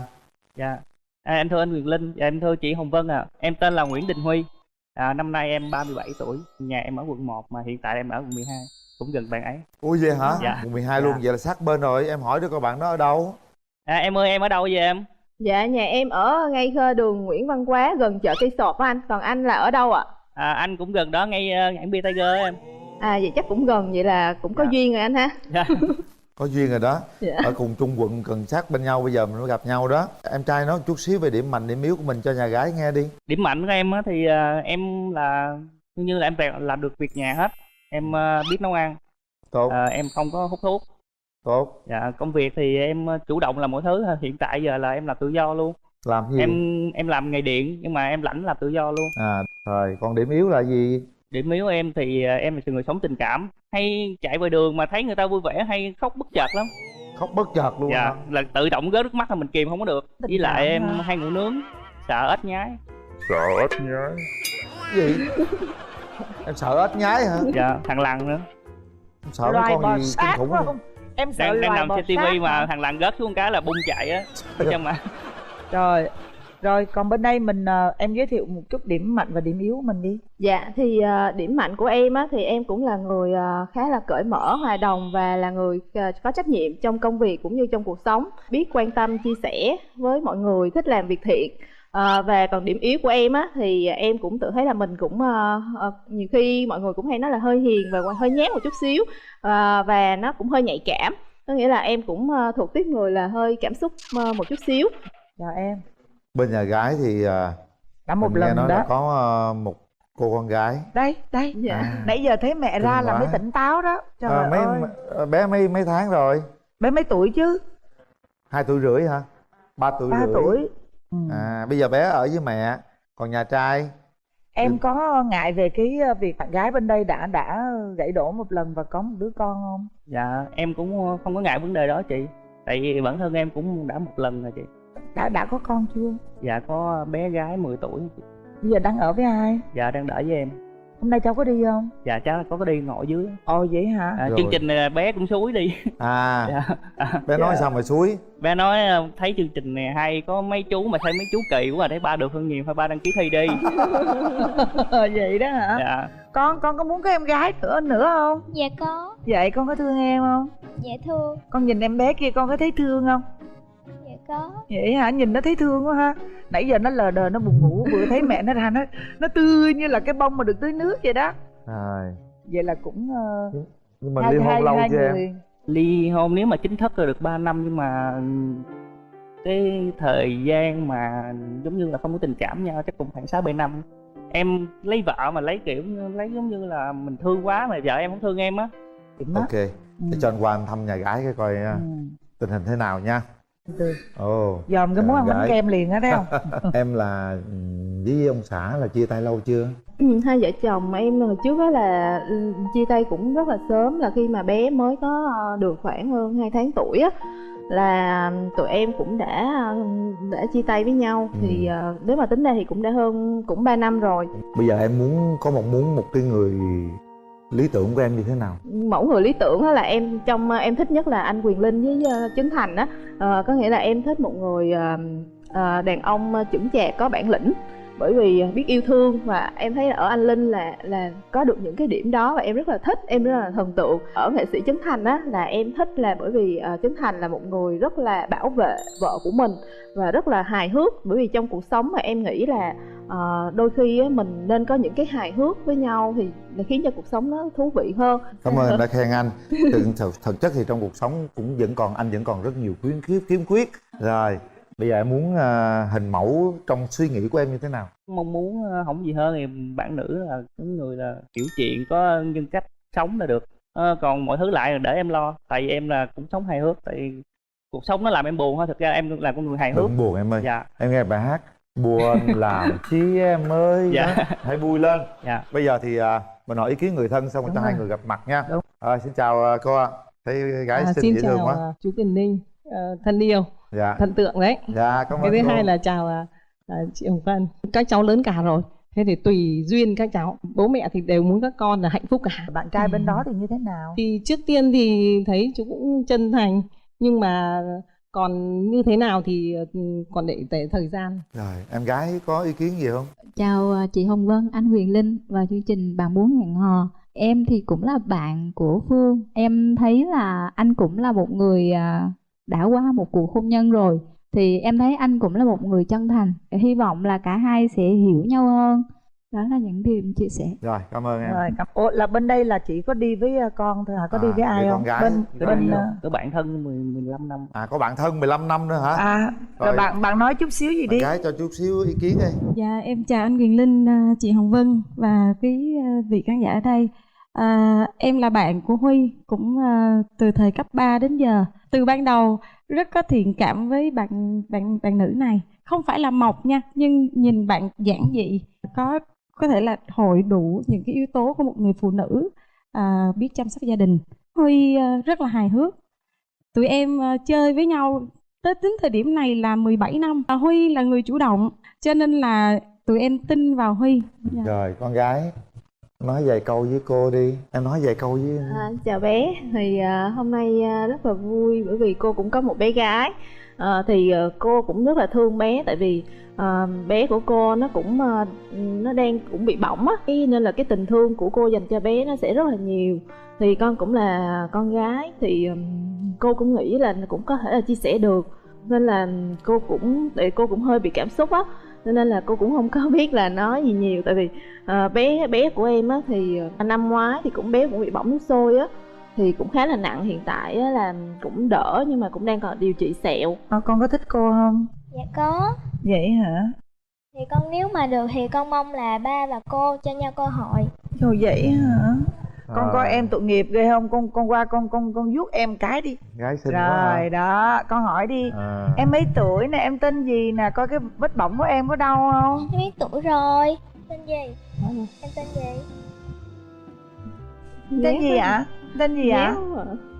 Rồi, giờ thấy là vui vẻ rồi đó. Bắt đầu hai bạn sẽ gặp gỡ để cùng trao đổi nha. Mở rào.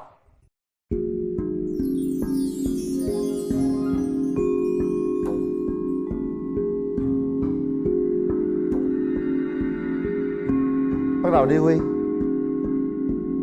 Chào em. Mình đứng lên mình nhận quà đi cơ. Nhận xong đi rồi em ấy. Anh có 2 món quà để tặng em. Dạ em Cái cảm thứ ơn nhất, anh. cái này là hai cha con cùng làm. Dạ em cảm ơn anh nhiều. Hai cha con khéo tay quá ạ. Rồi bây giờ là ý em sao là ở trên cái chòi này hả hay gì? Hai vợ chồng cố gắng coi như gom tiền xây cái chòi trên cây hả? Dạ. Anh đó là hay không có cẩn thận trong cái vấn đề đi á, anh hay giờ anh hay quên cái áo mưa lắm. Mà thành phố Hồ Chí Minh từng gần vào mùa mưa rồi, nên anh muốn là em có áo mưa lúc nào cũng để trong cốp xe. Trời đất Dạ, ơi, cảm ơn anh nhiều. anh chu toàn quá anh ơi. Dạ. Đây, vô đây. Tình yêu mới quen tặng áo mưa nha. Dạ, còn đây là một chậu cây sen đá. Cho dù đó là tình bạn hay là tình yêu thì nó cũng đều có một cái gọi là gắn kết và lâu dài. Anh cảm ơn. Dạ. Cái ưu tiên trước mắt của em á, nếu mà anh với em đến với nhau thì chủ yếu là đo hai đứa nhỏ trước. Còn nếu mà kinh tế mình ổn định á, thì cái chuyện đó nó sẽ tự nhiên nó đến thôi. Nên là chắc chắn phải có thêm một đứa nữa. Thì em cũng nghĩ như vậy. Tại vì hiện tại thì khi mà chăm sóc hai bé thì cũng phải thiếu thốn tình cảm. Và đặc biệt đó là bây giờ thời buổi thì kinh tế thì mình cũng phải đặt về cái vấn đề mà kinh tế để lo cho con được tốt nhất. Anh tự nhận thấy mình có phải là người nóng tính không ạ? Không, anh không có nóng tính. Khi mà vấn đề mà gây lộn với em hoặc với ai đó thì anh sẽ lạnh cái chỗ khác, anh không bao giờ to tiếng. Anh có nghĩ mình là người gia trưởng không anh? Không, anh không có gia trưởng. Thì ở nhà rất là hiền. Là hiền tức là ví dụ ở nhà là vợ quyết hết hả anh hay sao? Dạ đúng rồi, vợ quyết hết. Thôi dạ đi vợ. Dạ. Em nghe chữ dạ giờ là em biết chốt hạ luôn rồi đó. Thì chắc chỉ có chủ nhật thứ bảy là thời gian anh có thể anh đi được nhiều. Ngày thường anh phải tập trung đi làm. Công việc của anh là có phải đi công tác xa hay là? Đó, anh không giờ làm cố định một chỗ. Ví dụ công ty anh ở quận 12 thì anh làm tất cả các thành phố và có thể là đi tỉnh nữa. Công việc thì của em thì cũng khá là bận rộn, nhưng mà em vẫn muốn dành thời gian là để phải cân bằng được cái việc mà công việc với lại là cái việc mà chăm sóc con cái. Nên là em cũng mong một người là cũng biết cân bằng lại cái công việc của mình để mình có thể dành thời gian. Tại vì nếu mà khi mình bước tiếp một bước nữa thì mình cũng nên dành thời gian cho nhau nhiều hơn. Tiến tới nắm tay cô gái nào. Dạ anh chào. Chúng ta giao lưu chút xíu âm nhạc cho nó nhẹ nhàng, cùng nói chuyện đi Huy. Nhà em ở đó em có hay uống cà phê hoặc là sáng chủ nhật rồi em có hay đi qua đâu khu vực gần Gò Vấp đâu không? Dạ cũng ít. Là chủ nhật thì thường là về thì cũng ở nhà nghỉ ngơi, chăm sóc con cái hoặc là cho bé đi chơi. Thực ra thì em cũng không phải là người quá đảm đang, nên em phải nói trước chứ không anh nghĩ em đảm đang quá về lại ý là mình cũng sẽ có những cái mà mình cũng sẽ không có chu toàn hết được. Bởi vì công việc của em là marketing cho nên nó cũng sẽ thiên về sáng tạo và nhiều khi nó cũng áp lực, cũng stress thì nên là thỉnh thoảng sẽ có những lúc là em sẽ cũng hơi khó chịu trong người á. Mong là những người nào hiểu, thông cảm và có thể chia sẻ được. Trước khi đi thì con gái cũng dặn nếu chú Quyền Linh có nói ba hát thì nói ba đừng có hát, ba hát dở lắm. Ba đừng có hát, ba hát dở lắm. Sao nói với con chú đâu đáng sợ đến tới đâu. Coi nghe ba con hát này nha. Tình yêu có tình yêu hát khác con. Anh thì hát không hay lắm nhưng mà lên đây anh hát. Đời bao buồn vui, ngày tháng đưa ta về đâu, người ơi. Tình yêu đó ghiêng cho em, một đời mãi không quên. Bài hát dành em, mối tình khát khao. Đời bao giông tố, đời nhiều chông gai. Anh vẫn yêu, tình yêu có em thôi, đến suốt đời. Để tay vào nút bấm các bạn. Các bạn đủ sức để có thể cảm nhận trái tim mình thật sự rung động chưa? Nếu chưa thì không cần bấm. Nào. 1 2 3. Hết thời gian. Ôi, bấm một lượt mới ghê chứ. Vỗ tay con ơi. Chính thức bạn đã hẹn hò với nhau rồi đó. Không luôn cưng. Bác cho con phép. Em cho con phép. Bác cho con giấy phép. Chỉ vậy. Chắc phải làm sao đó chứ nếu yêu nhau đâu có vậy, tình yêu chưa đủ lớn hay là có một cái Tại vì lúc đó em đi bộ đội thì đã quen bạn đó là sinh viên học bên ngành sử địa. Em thì lúc đó em cũng đăng ký là thi sư phạm nhưng mà em cũng đậu 2 trường nhưng mà em quyết định chọn xây dựng rồi bạn ấy chấp nhận em là như vậy. Tức là bạn ấy muốn đi cái ngành chung với bạn ấy đúng không? Dạ đúng rồi. Tại vì em nghĩ cái ngành này thì dễ kiếm việc và có thể phát triển tương lai nó xa hơn, có thể sau này chăm sóc hết cái gia đình nó chu đáo hơn vậy. Rồi, còn cô gái, em có mấy mối tình rồi? Dạ em trải qua 3 mối tình ạ. Mối tình gần đây nhất là cách đây 5 tháng. Quen được 5 tháng, chia tay được 5 tháng. Lý do tại sao chia tay? Dạ do là thời gian tìm hiểu cũng ngắn á, xong rồi cũng chưa có thật sự là hiểu nhau. Nói chung là cùng bạn nam và toàn thể quý vị khán giả trong trường quay. Em tên là Thành, Nguyễn Thị Thành, sinh năm 92, quê ở Hà Tĩnh. Hiện tại đang sống ở Biên Hòa và làm việc tại Nhân Trạch, Đồng Nai ạ. Mình đang làm công việc gì? Dạ, hiện tại em đang làm quản lý bộ phận QA của một công ty sợi dệt Hàn Quốc ạ. Rồi, mời bạn trai giới thiệu. Dạ, lời đầu tiên cho em xin gửi lời chào là chúc sức khỏe đến anh Quyền Linh thân thiện, chị Cát Tường xinh đẹp cùng tất cả các bạn có mặt trong trường quay hôm nay ạ. Xin chào bạn nữ anh chị ạ. Em tên đầy đủ đó là tên là Nguyễn Xuân Phương.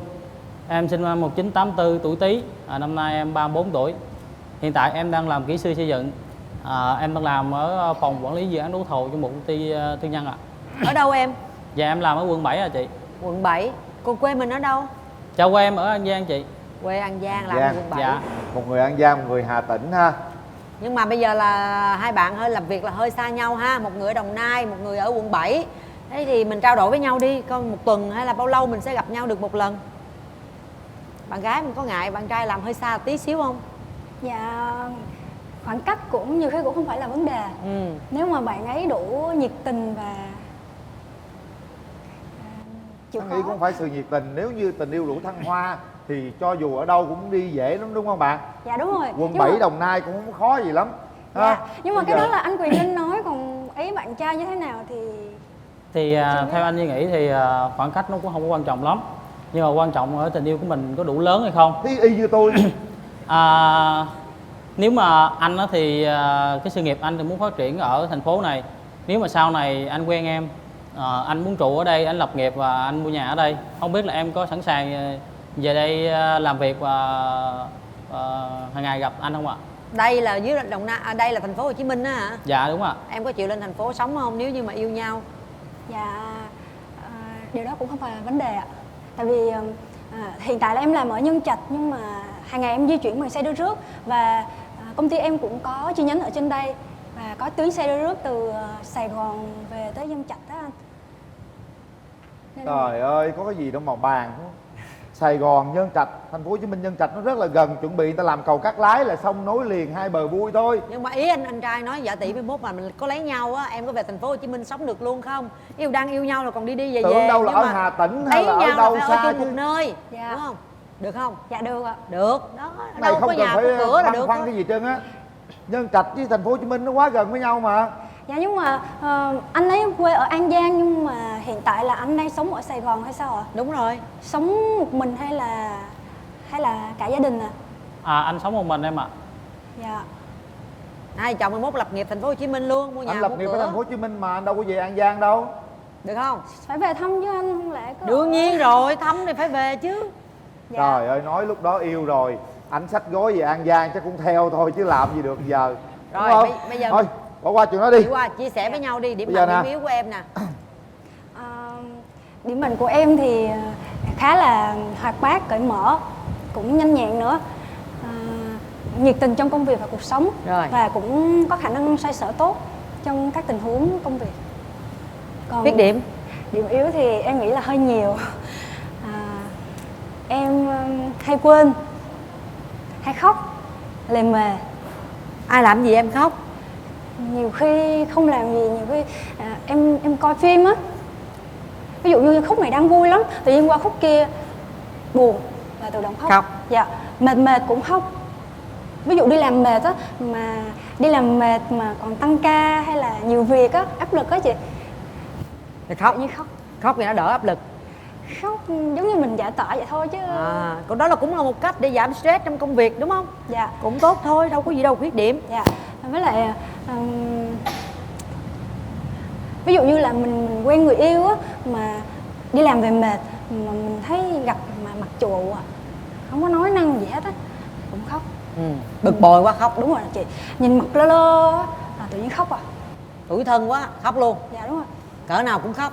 Nói chung là cô gái bên kia mau nước mắt rồi ha. Bạn trai thì sao nè? Ưu điểm khuyết điểm của em là gì? Dạ, nói về tính cách đó thì mọi người trong công ty cũng như anh em nhận xét em là tính rất là điềm đạm và kỹ tính. Em thì thích gọn gàng và sạch sẽ. Em thì rất thân thiện với mọi người. Em cũng hay giúp đỡ san sẻ công việc với anh em. Về ưu điểm thì em tự nhận xét em là sống tự lập đã từ nhỏ. Do đó em biết nấu ăn và dọn dẹp nhà cửa, chăm sóc người thân cũng như là bạn gái rất là tốt ạ. Rất là tốt. Khuyết điểm? Còn về khuyết điểm của em thì có lẽ là do vừa rồi công việc của em thì nó hay bận rộn và em cũng yêu thể thao. Do đó nhiều khi tập trung công việc chứ hay chơi thể thao rồi không có thời gian nhiều để dành để quen bạn gái. Dạ. Vậy thì em có mối tình nào chưa? Em thì thời đại học thì em cũng có khoảng 2 mối tình. Đi học mà lâu lắm hả? Dạ. Lúc mà em đi bộ đội mới về á, thì em cũng có một mối tình, nhưng mà mối tình đó cũng gọi là sâu sắc và đáng nhớ với em. Nhưng mà em vừa thi đậu trường xây dựng và trường sư phạm á, thì em thì quyết định em học xây dựng. Rồi em mới nói với người đó là em sẽ học ngành xây dựng. Rồi bạn gái đó nói là nếu anh học xây dựng thì mình chia tay. Ủa sao kỳ vậy? Mà em cũng không biết nguyên nhân, em mới hỏi bạn đó là bạn đó nói là do là chắc là em không thích yêu xa á chị, sợ giống như em thay đổi. Nhưng mà thật chất người em này sống rất là thân thiện và biết chia sẻ với bạn gái. Rồi sao cô gái nói xong rồi chia tay luôn hả? Dạ, bạn đó thì cũng gần tuổi em nhưng mà tánh rất là cương quyết và dứt khoát Chỉ như vậy. Chắc phải làm sao đó chứ nếu yêu nhau đâu có vậy, tình yêu chưa đủ lớn hay là có một cái Tại vì lúc đó em đi bộ đội thì đã quen bạn đó là sinh viên học bên ngành sử địa. Em thì lúc đó em cũng đăng ký là thi sư phạm nhưng mà em cũng đậu 2 trường nhưng mà em quyết định chọn xây dựng rồi bạn ấy chấp nhận em rồi như vậy. Tức là bạn ấy muốn đi cái ngành chung với bạn ấy đúng không? Dạ đúng rồi. Tại vì em nghĩ cái ngành này á, thì dễ kiếm việc và có thể phát triển tương lai nó xa hơn, có thể sau này chăm sóc hết cái gia đình nó chu đáo hơn vậy. Rồi, còn cô gái, em có mấy mối tình rồi? Dạ, em trải qua 3 mối tình ạ. Mối tình gần đây nhất là cách đây 5 tháng. Quen được 5 tháng, chia tay được 5 tháng. Lý do tại sao chia tay? Dạ, do là thời gian tìm hiểu cũng ngắn á, xong rồi cũng chưa có thực sự là hiểu nhau. Nói chung là Nhưng mối tình dài nhất là bao lâu em? Dạ, mối tình dài nhất chắc được 5 rưỡi anh Quyền Linh. 5 rưỡi, nhưng tại sao chia tay? Do là lúc đó là em còn đang làm sinh viên ở trên Sài Gòn, xong rồi em tốt nghiệp đại học rồi em về nhà. Thì khi mà về nhà rồi mình đi làm á, bắt đầu cái công việc mới á, nhiều thứ áp lực á, cộng thêm là yêu xa nữa, mà cái bạn người yêu đó thì cũng khá là ghen, nên sau nhiều lần ghen tuông cãi vã mệt mỏi quá chia tay luôn. Dạ đúng rồi. Rồi, vậy thì hai bạn kể chuyện để chi chúng ta rút kinh nghiệm những cái gì mà chúng ta đã vướng phải đó, để mình đừng nên gọi là gặp nữa, đúng không? Bây giờ mai mốt thì á đừng có ghen nè, bên kia bởi vì ghen là chia tay, bên đây là gọi là đừng có bắt người ta phải làm theo ý mình nữa, đúng không? Nếu mà làm theo ý mình, cứ bắt ta đi học cái này mà ta thích học cái kia thì cũng không được. Rồi, đó là những cái kinh nghiệm tình trường. Bây giờ chúng ta bắt đầu một cuộc tình mới. Em muốn nói gì em nói đi. Dạ, em muốn hỏi bạn Nam là khi mà cái người yêu cũ của anh muốn chia tay á, thì anh đã làm cái gì để bạn ấy suy nghĩ lại, hay là anh có làm gì không, hay là Có em. Anh cũng giải thích rất là nhiều, nhưng mà tính bạn ấy thì đã rất là quyết đoán. Và anh mặc dù anh có giải thích rất là nhiều nhưng mà bạn ấy cũng vẫn quyết định, tại anh tôn trọng cái quyết định của ấy, tại vì con đường thì do người ta lựa chọn mà mình đâu có ép cái suy nghĩ của ta được. Dạ. Mặc dù anh cái cố gắng hết sức là cũng giải thích như vậy nhưng mà bạn ấy vẫn coi như đã cố gắng hết sức nhưng mà đành phải chịu. Dạ. Em mong muốn tìm một người bạn trai như thế nào? Hồi nãy em chia sẻ thiếu cái khuyết điểm á, là bình thường á lúc mà đi làm á thì khá là cũng cứng rắn, cũng đàng hoàng, lịch sự, nhưng mà khi mà yêu á thì hơi con nít lắm. Cái đó cũng dễ thương thôi, dạ. Không có vấn đề nên, gì. Nên khi mà em tìm người yêu á thì em muốn tìm một người trưởng thành, chín chắn một chút, để nhiều khi là thứ nhất á, là có thể nhường nhịn em, thứ hai á, là khi mà em có sai hay là cái gì chưa đúng á, thì người đó sẽ chỉ cho em. Chín chắn, trưởng thành, khiêm tốn một chút, hòa nhã, chín chắn, trưởng thành, khiêm tốn. Dạ, không có ba hoa khóc lác, em không thích người ba hoa lắm anh. Sao anh trai? Thì em cứ yên tâm.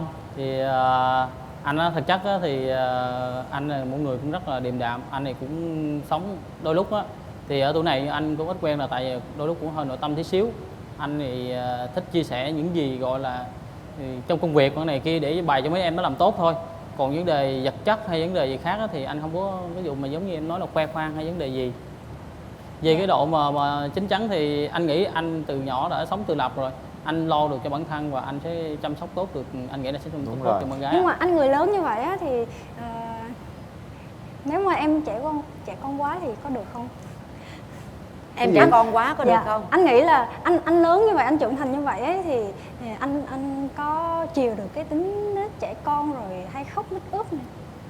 Đối với anh á, tình yêu thì ai cũng có một có một khuyết điểm, nhưng mà quan trọng khi mà yêu nhau mình có thể nhìn nhận và sửa được cái khuyết điểm đó hay không em.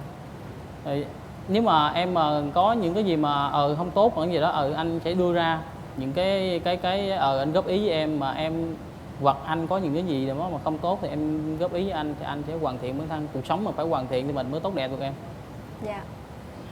Đôi lúc yêu nhau thì mình trẻ con, mình khóc lóc rồi cũng vui, nó thêm cái gia vị cho tình yêu. Nhưng mà khi mà mình nhiều khi lấy nhau rồi, áp lực công việc con cái mà lúc nào em cũng con nít em nhõng nhẽo hết, thì nhiều khi căng thẳng quá người ta sẽ mệt mỏi là người ta sẽ sực lại luôn. Dạ không đâu chị. Đó, tùy lúc. Người ta đang quạo mà mình cứ lèo. Đúng rồi, phải tùy lúc thôi, cái đó là ăn thua mình nữa. Dạ. Rồi bạn trai thì mình muốn tìm một mẫu người bạn gái như thế nào? Dạ, về ngoại hình đó thì mà bạn gái thì giống người cân đối thôi, cao khoảng 1m58 đến 62 cũng được. Em thì thích bạn gái có sống mũi cao, nước da trắng à. Còn về tính tình thì em thích người nói chuyện hơi dịu dàng tí xíu. Em thì em không thích những bạn gái mà lanh chanh của này quá, em thì không chịu. Bây giờ em cảm nhận cô gái bên kia năng nói dịu dàng không? Em thấy thì bạn gái bên kia thì có một đôi nét thì nói chuyện cũng hiện đại. Em thấy là cũng hơi tánh nói chuyện, cách nói thì cũng tính cũng ấm áp. Ấm áp ha. Dạ. Nhưng cô gái bên kia rất là cá tính đó nha. Cái gì mà cô hỏi là hỏi tới luôn đó. Để anh qua anh có mặt coi làm sao. Ồ, chào em gái. Dạ chào anh. Hơi khó tính đúng không? Em á? Dạ không. Hả? Em không có khó tính. Em tưởng tượng cái mẫu người của em như thế nào? Chín chắn, trưởng thành. Rồi. Ngoại hình á, ngoại hình là cao hơn em khoảng 5 cm là chắc chắn cao hơn. Dạ. Dễ nhìn một chút. Dễ nhìn luôn, anh này dễ thương nữa. Dạ. Không hói nha anh. Hả? Dạ không anh. Có không mà nhìn lâu dữ vậy? Anh Quyền Linh biết sao không? Nếu mà hói, mấy người hói thường thông minh lắm. Mấy người thông minh là dễ dụ, mình dễ bị dụ lắm. Trời ơi, lấy có người bạn đời thông minh là tốt chứ. Nhưng mà người ta dụ mình á anh. Dụ mình gì đâu, trừ khi mình cho người ta dụ. Đâu phải giờ muốn dụ ai dụ đâu, đúng không? Ấy là ví dụ như là người ta quá thông minh, còn nhiều khi mình quá khờ. Thì ví dụ người ta nói vậy, mình nghe vậy, mình bị dắt á anh. Không, dở ẹt. Mình phải tìm đối tượng càng thông minh càng tốt, đúng không? Cha thông minh thì con cũng thông minh, mà gia đình thông minh thì sẽ rất là. Nhưng mà cha với con thông minh, cái mẹ cái bị lép vế. Trời ơi, vậy bí em muốn nói cha với con không thông minh để em thông minh hả? Đều nhau chứ. Thôi cũng được, Thôi tôi chịu cô rồi đó. Cô muốn thông minh đều không hết có đúng cầu không? tiến gì hết trơn. Ngu đều, thông minh đều hết. Chứ không có ai hơn ai hết không? Không có ngu hả? Dạ. Không có ngu thì phải thông minh. Dạ, thông minh vừa bình thường. Thông minh thì phải hói. Nó theo cái nó gọi là nó theo cái logic như vậy ha. Nó Anh mà làm nghe- giống như là ai không hói không thông minh vậy. hả? Mệt ghê. Không, người ta suy nghĩ nhiều, người ta mới bị rụng tóc, mới bị hói. Mà người ta suy nghĩ nhiều, người ta ăn nhiều thì bụng mới bự. Bụng bự mới thông minh, mới hói mới thông minh nữa. Ủa vậy anh kia cũng bụng bự luôn hả anh? Không, anh ý là nói anh á. Nói vui vậy thôi, chứ anh đây dễ thương lắm. Người miền Tây mà chất phác thật thà, thẳng thắn dễ thương, chân thành luôn. Được chưa? Sao mà mới nói chuyện có một chút mà anh Quyền Linh biết hết. Trời ơi, anh nhìn người nhanh lắm em. Nhìn qua một cái là anh biết là con trai con gái liền á. Rồi liếc qua, bay qua anh biết đồ đực của cái luôn. Vậy mai mốt em tìm hiểu mà không phải như vậy là em bắt đền anh Quyền Linh. Bắt đền anh. Mạnh miệng quá. Anh mạnh miệng lắm, bắt đền anh. Yên tâm đi, với kinh nghiệm của Bắt anh đền đây ảnh là... thôi nha. Chị chưa có nói gì nha, để chị qua chị coi cái đã. Coi đi, xin lỗi đàn trai là hơi bị chân thành đó. Thấy chưa? Dạ dạ dạ. Rồi chào em. Em cao nhiêu? Dạ mà cao 1m68 ạ. 1m68, tôi phải coi kỹ để nay cô này cô bắt đền chết luôn á. Bắt đền ông Mai bà mối. Bây giờ nếu được thì chừng nào em tiến tới hôn nhân được? Em thì khoảng 6 tháng đến 1 năm ạ. 6 tháng đến 1 năm. Dạ. Lập nghiệp thành phố Hồ Chí Minh. Dạ đúng rồi. Có kế hoạch mua nhà rồi. Dạ có. Khoảng bao lâu nữa thì mình mua được? Thì sau khi cưới xong khoảng 1 đến 2 năm lại. 1-2 năm nữa là mình mua.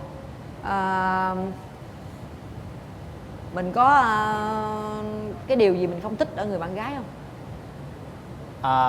Em á thì nếu không thích á thì em quan trọng nhất là cái sự thủy chung và Thủy sống chung. không có giả dối thì em không thích.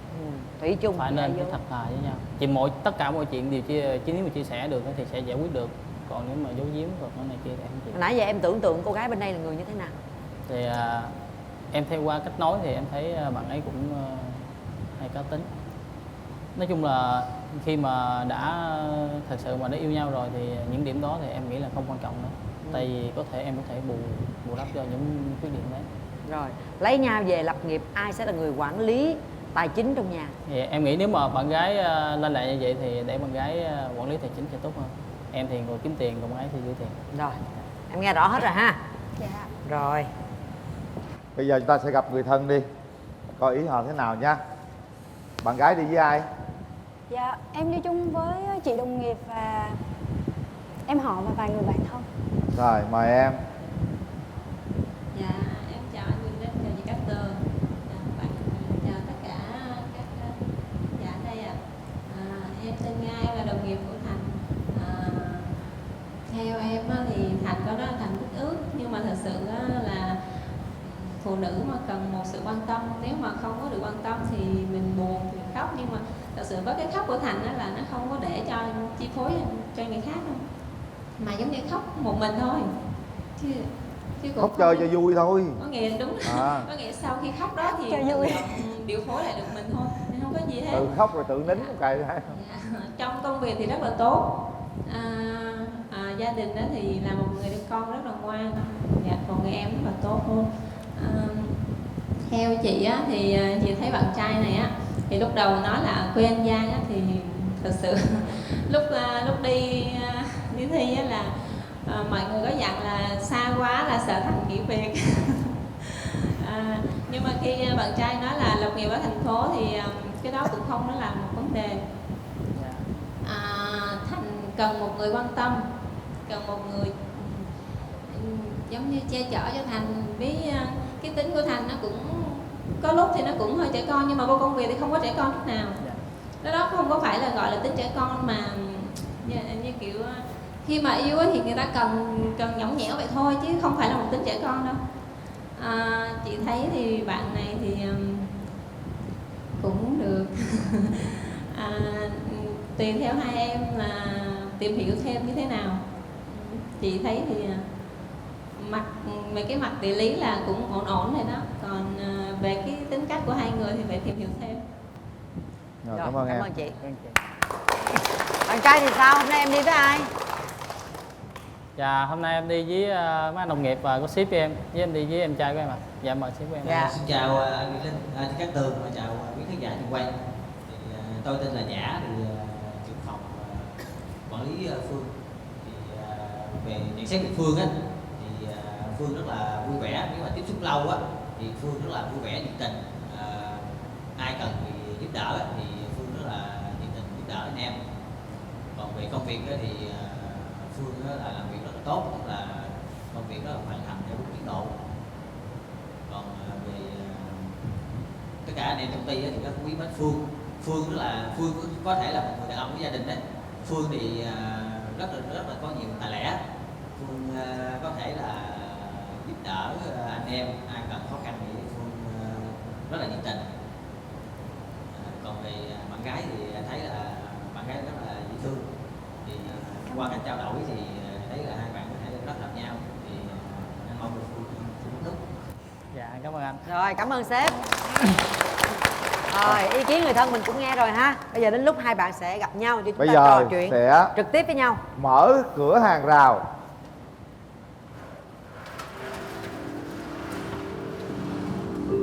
Đó. Có qua cái này.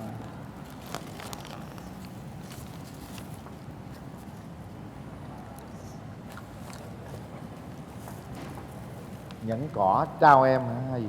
Dạ, xin phép anh đi với em. Dạ. Anh đưa tay đi. Sao tao tặng quà em nhìn chị chi vậy? Tính tặng là em hả? Dạ. Dạ em cảm ơn. Đứng đó luôn nào. Dạ em Hai bạn có cứ một đứng món đi. quà tặng anh. Đây là cuốn sách mà sau khi em đọc nó xong là em cảm thấy mình thay đổi rất là nhiều theo hướng tích cực, nên là em muốn tặng anh lại cuốn sách này. Cuốn sách này là em đã đọc qua rồi chứ không phải sách mới, nên anh thấy nó cũ thì anh đừng. Anh cảm ơn món quà của em. Thì thật ra sách này thì anh cũng có nghiên cứu và anh cũng rất là tâm đắc. Hôm nay được quay lại nhìn thấy nó là anh cảm thấy rất là quý. Hát tặng bạn gái luôn. Anh xin hát tặng tất cả các bạn trong trường quay với em một bài hát. Đứng nhìn bạn gái hát luôn. Lấy cảm tình nào. Bắt đầu. Em hát ca cổ. Đó, nhìn bạn gái hát kìa. Cho mượn tay. Dạ. Cho mượn tay. Nắm lấy tay anh. Sorry. Vô ngon mà. Lại, giọng quá hay luôn. Bắt đầu. Nắm lấy tay nhau anh trước em sau, tôi đưa nhau về thăm làng quê yêu dâu.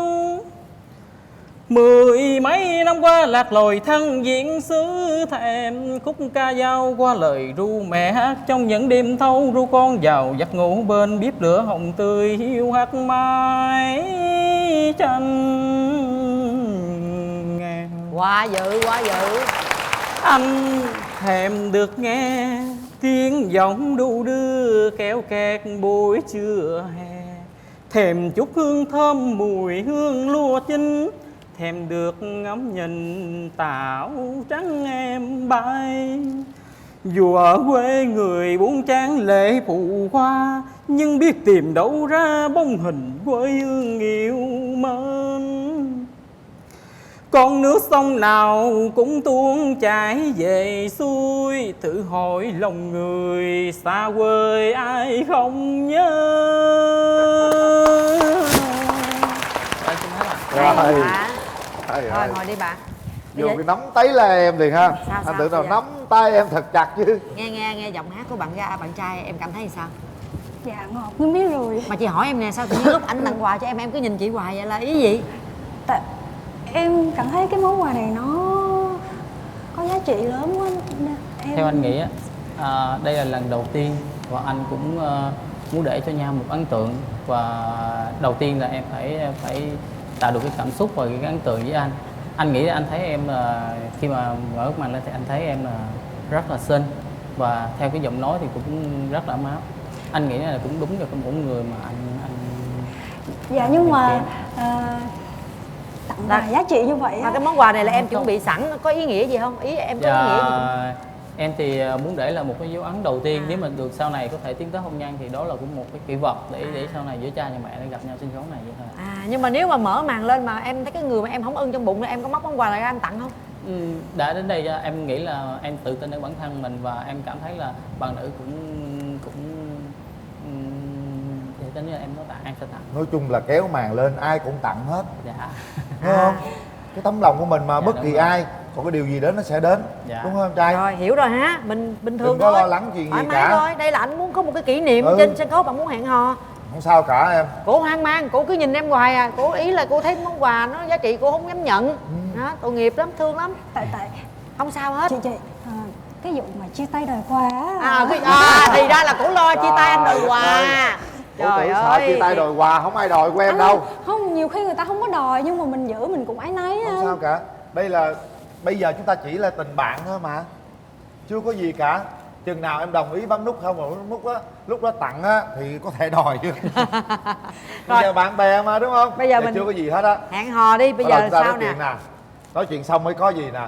Dạ, lúc nãy á, em chưa kịp nói hết. Tại vì hồi hộp quá nên em chưa kịp bày tỏ hết. Bây giờ nói. Hồi nãy anh nói là anh là người khá là kỹ tính, sạch sẽ đúng không anh? Nhưng mà em thì em cảm thấy là hình như em hơi lười đó. Hơi bê bối anh. Ví dụ như là những cái nhỏ nhặt thôi, ví dụ như là em ngủ mà trời lạnh quá mà em lười xếp mền á, sáng sớm giờ em lười xếp mền lại á, em chỉ mở nửa cái chân à, mặc dù em rất là lạnh, lòi chân lòi tay á. Không, về vấn đề đó thì anh có thể lo được. Nếu mà về sống chung một nhà thì anh kéo chân chứ có gì đâu mà khó. Anh có thể chăm sóc em được với nghề đó. Không, ý là em nói là cái đó là một phần của cái sự lười của em á. Lười với lại hơi bừa bộn nữa. Ý em nói là lười, tôi nói không thèm kéo cái chân nữa đúng không? Không dám mở chân bự ra để đắp vì sợ sáng mai phải gấp lại. Thì lười kéo cái chân thôi. Dạ, với lại chắc đồ đạc trong phòng cũng hơi bề bộn ha. Không chị, không bề bộn lắm đâu. Chỉ là tại vì em thấy mẹ em hay la em á, là em lười, nhưng mà nhiều khi em cũng không biết là tại em lười thiệt hay là tại mẹ em quá kỹ tính nữa. Cho anh hỏi em thì em có thích nấu ăn không ạ? Dạ em biết nấu ăn nhưng mà có cơm. Nếu mà bữa đó tinh thần vui hay là xiên trong người thì mình chăm chút món ăn thì nó khác. Còn ví dụ bữa đó mà đi làm về mệt hay là bực bội hay gì đấy á, là nấu cho qua vậy đó. Anh nghĩ thì nếu mà thật sự á, về mà cưới nhau rồi á thì em biết nấu ăn thì càng tốt. Nhưng anh biết mọi thứ về nấu ăn hay dọn dẹp hay dù cách bố trí trong nhà thì nói chung là anh ok, em đảm nhận được. Anh chỉ cần một người nấu ăn, tại vì khi anh làm mệt vậy anh cũng cần có một người vợ để nấu cho anh một bữa ăn thôi. Tại vì đó là bữa cơm gia đình thì anh rất là thích. Dạ. Mặc dù anh làm được. Dạ, nhưng mà nhiều khi á, đây là bây giờ á, là anh đang ở một mình, anh độc thân nên anh mới chịu làm. Còn sau này lỡ anh lấy vợ về rồi cái anh ỷ lại sao? Không làm cái anh quạo sao? Sao lại ý lại được em? Cái đó là anh nghĩ là tại vì cái gì cũng làm gọi là thói quen. Nhiều khi nếu mà anh độc thân, anh chăm lo bản thân anh tốt thì anh nghĩ có gia đình anh sẽ chăm lo tốt hơn chứ. Nhiều khi nghĩ là tại vì lúc độc thân mình khổ quá rồi, bây giờ mình lấy nó về mình phải... Trời ơi, lấy vợ đâu phải lấy ô xin đâu em. Lo quá. Anh thấy cái tư tưởng của em á là em hay lo xa quá nhiều. Đúng rồi. Nhưng mà thật chất á, cuộc sống diễn ra thì em cứ theo tình hình thực tế. Tại vì anh nghĩ á, sống thì mình nên chia sẻ. Nếu mà em thật sự mà em có thương anh hoặc anh có thương em thì tất cả những việc đó không có là vấn đề gì của anh hết. Dạ, quên hỏi, em quên hỏi anh là anh ở quận 7, anh làm ở quận 7 đúng không? Nhưng mà anh ở đâu? Anh cũng ở quận 7 là cũng gần công ty. Vậy thì mình gặp nhau mình hẹn hò như thế nào? Tại vì em không có thích hẹn hò qua điện thoại tin nhắn nữa. Cái đó nó không có thực tế, nhưng mình biết là người ta nói vậy, nghe vậy thôi chứ mình không có biết biểu cảm hay là mình không có quan sát được hết người ta, mình không có cảm nhận được á anh. Vâng, anh thì thứ bảy thì anh chỉ làm buổi sáng thôi, chủ nhật thì nghỉ. Thì nếu mà hẹn hò thì có thể là chiều thứ bảy thì anh sẽ sắp xếp anh lên thăm em. Một tuần một lần? Có thể một tuần một lần, hoặc nếu mà thì nhớ quá không vậy thì có thể một tuần 3 lần không chừng. Dạ. Anh có muốn hỏi gì em nữa? Anh thì chỉ hỏi là về quan điểm về tình yêu á thì em nghĩ như thế nào? với một ít kinh nghiệm cũng có thể dùng được thì em thấy là mình yêu á, thì mình nên hiểu nhau nhiều, hiểu nhau, tin tưởng. Quan trọng trong tình yêu theo em là như vậy. Tại vì nhiều khi mình gặp cái người đó mình rất là thích, mình kiểu như là bị bỏ mùa vậy đó, nhưng mà mình yêu lắm, mình gặp hoài, mình quấn quýt hoài luôn á, nhưng mà mình không có hiểu về người ta, để một khi mà có một cái chuyện gì đó không hay xảy ra ấy, thì hai người sẽ rất là dễ đổ vỡ, tại vì không có tìm được một tiếng nói chung. Đúng rồi, theo anh đó thì có những gì mình nên trao đổi thật lòng với nhau, rồi mình mới kết nối được hai cái tim với nhau được. Dạ. Đúng rồi, hoặc em mà có những gì hơi giấu trá hoặc không có thích chia sẻ thật lòng á, thì nhiều khi một người nam hay một người nữ vậy, em có phút mở người kia rất là lo ngại về cái mối quan hệ. Bởi vì anh muốn biết thêm gì vấn đề đó thôi. Dạ, em cũng nghĩ là vậy. Ngày hôm nay hai bạn gặp nhau, cảm nhận về nhau như thế nào? Em thì lần đầu tiên gặp em thì qua cái nói thì thấy em cũng lanh lẹ, em thì rất là dễ thương. Và nếu mà có đọc cuốn sách này thì anh nghĩ là em cũng cảm nhận được một phần nào có tính cầu tiến và có một cái dự định trong tương lai, thì cũng tương đối hợp với cái sở thích của anh. Bạn gái? Xin lỗi, em hồi nãy em có tính hay quên ấy, mà em không não cá vàng đúng không? Dạ. Anh giới thiệu lại tên giùm em ấy. Anh họ tên đầy đủ là Nguyễn Xuân Phương. Phương. Đúng. Dạ. Em tên gì anh nhớ không ạ? Em tên Thành. Dạ đúng rồi. Em cảm nhận về anh Phương như thế nào? Cái nhìn đầu tiên đó thì đúng là anh rất là chín chắn, nhìn có vẻ chín chắn điềm đạm, đúng như cái tiêu chí mà em đặt ra khi mà tham gia chương trình này. Và thấy có vẻ cũng tình cảm, sống tình cảm. Rồi, hết thời gian. Chúng ta trò chuyện khá nhiều. Một cô gái cũng hơi khó hiểu đấy. Một chàng trai thì rất là giản dị ha, chân thành. Anh nghĩ đây là một mẫu đàn ông của gia đình đó, theo kinh nghiệm nhìn của anh. Còn nếu mà em cảm giác mà có hiểu được cô gái, trái tim của rung động, thì chúng ta bấm nút. Cô gái cũng vậy, nếu mà thấy đây là một nửa yêu thương của mình thì bấm nút. Đừng bấm vì tất cả điều gì nha. Coi như cái món quà đó cũng là một cái món quà bình thường thôi. Đừng có nghĩ vì món quà mà chúng ta bấm nút nha. Trái tim ta rung động và thấy đối phương là người để chúng ta tìm hiểu, tiến tới hôn nhân thì ta mới bấm. Còn nếu mà cảm thấy không có cảm giác gì hết thì chúng ta không bấm. Bấm nút là hẹn hò, tìm hiểu và tiến tới hôn nhân hai bạn nhé. Rồi chúng ta hãy nhắm mắt lại và đưa ra quyết định của mình sau 3 tiếng đếm. 1. Kiểm tra lại con tim của mình nha các bạn. 2. 3. Hết thời gian. Chúc mừng các bạn.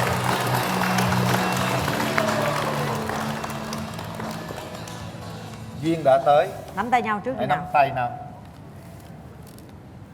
Này, đừng có ăn hiếp chàng trai của tôi nha.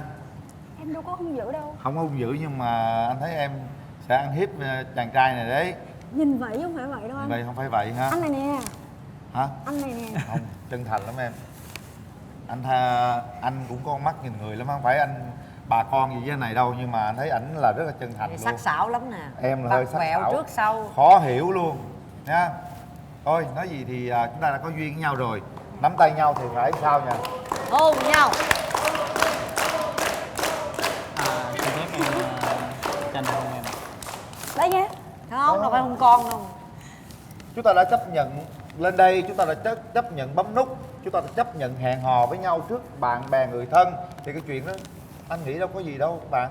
Xin mời hai bạn.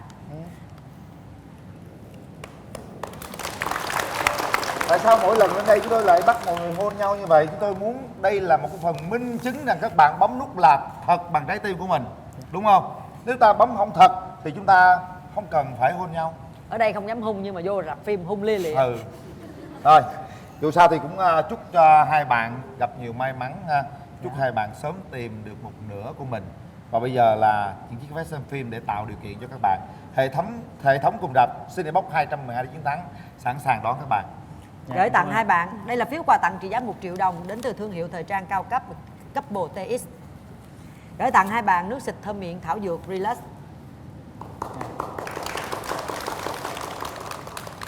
Gửi tặng hai bạn đây là máy nước nóng hiệu Senton. Và đây là chiếc máy nước nóng hiệu Atlantic. Tổng trị giá quà tặng là 7 triệu đồng, gửi tặng cho hai bạn. Đây là món quà đặc biệt dành cho các bạn, đó là một TV cao cấp đỉnh cao công nghệ smartphone UBC TV trị giá 9 triệu đồng. Smart TV. Xin lỗi. Đây là một chiếc TV UBC TV đỉnh cao công nghệ Max TV điều khiển bằng giọng nói trị giá 9 triệu đồng sẽ thuộc về các bạn nếu như các bạn đồng ý kết hôn. Rồi, chúng ta hãy tìm hiểu nhau thật kỹ và hy vọng rằng hai bạn sẽ sớm có tin vui báo cho chúng tôi nhé. Rồi, mời các bạn. Rồi, chờ bạn gái đi nữa kìa em trai ơi. Từ từ. Quà tặng nhiều.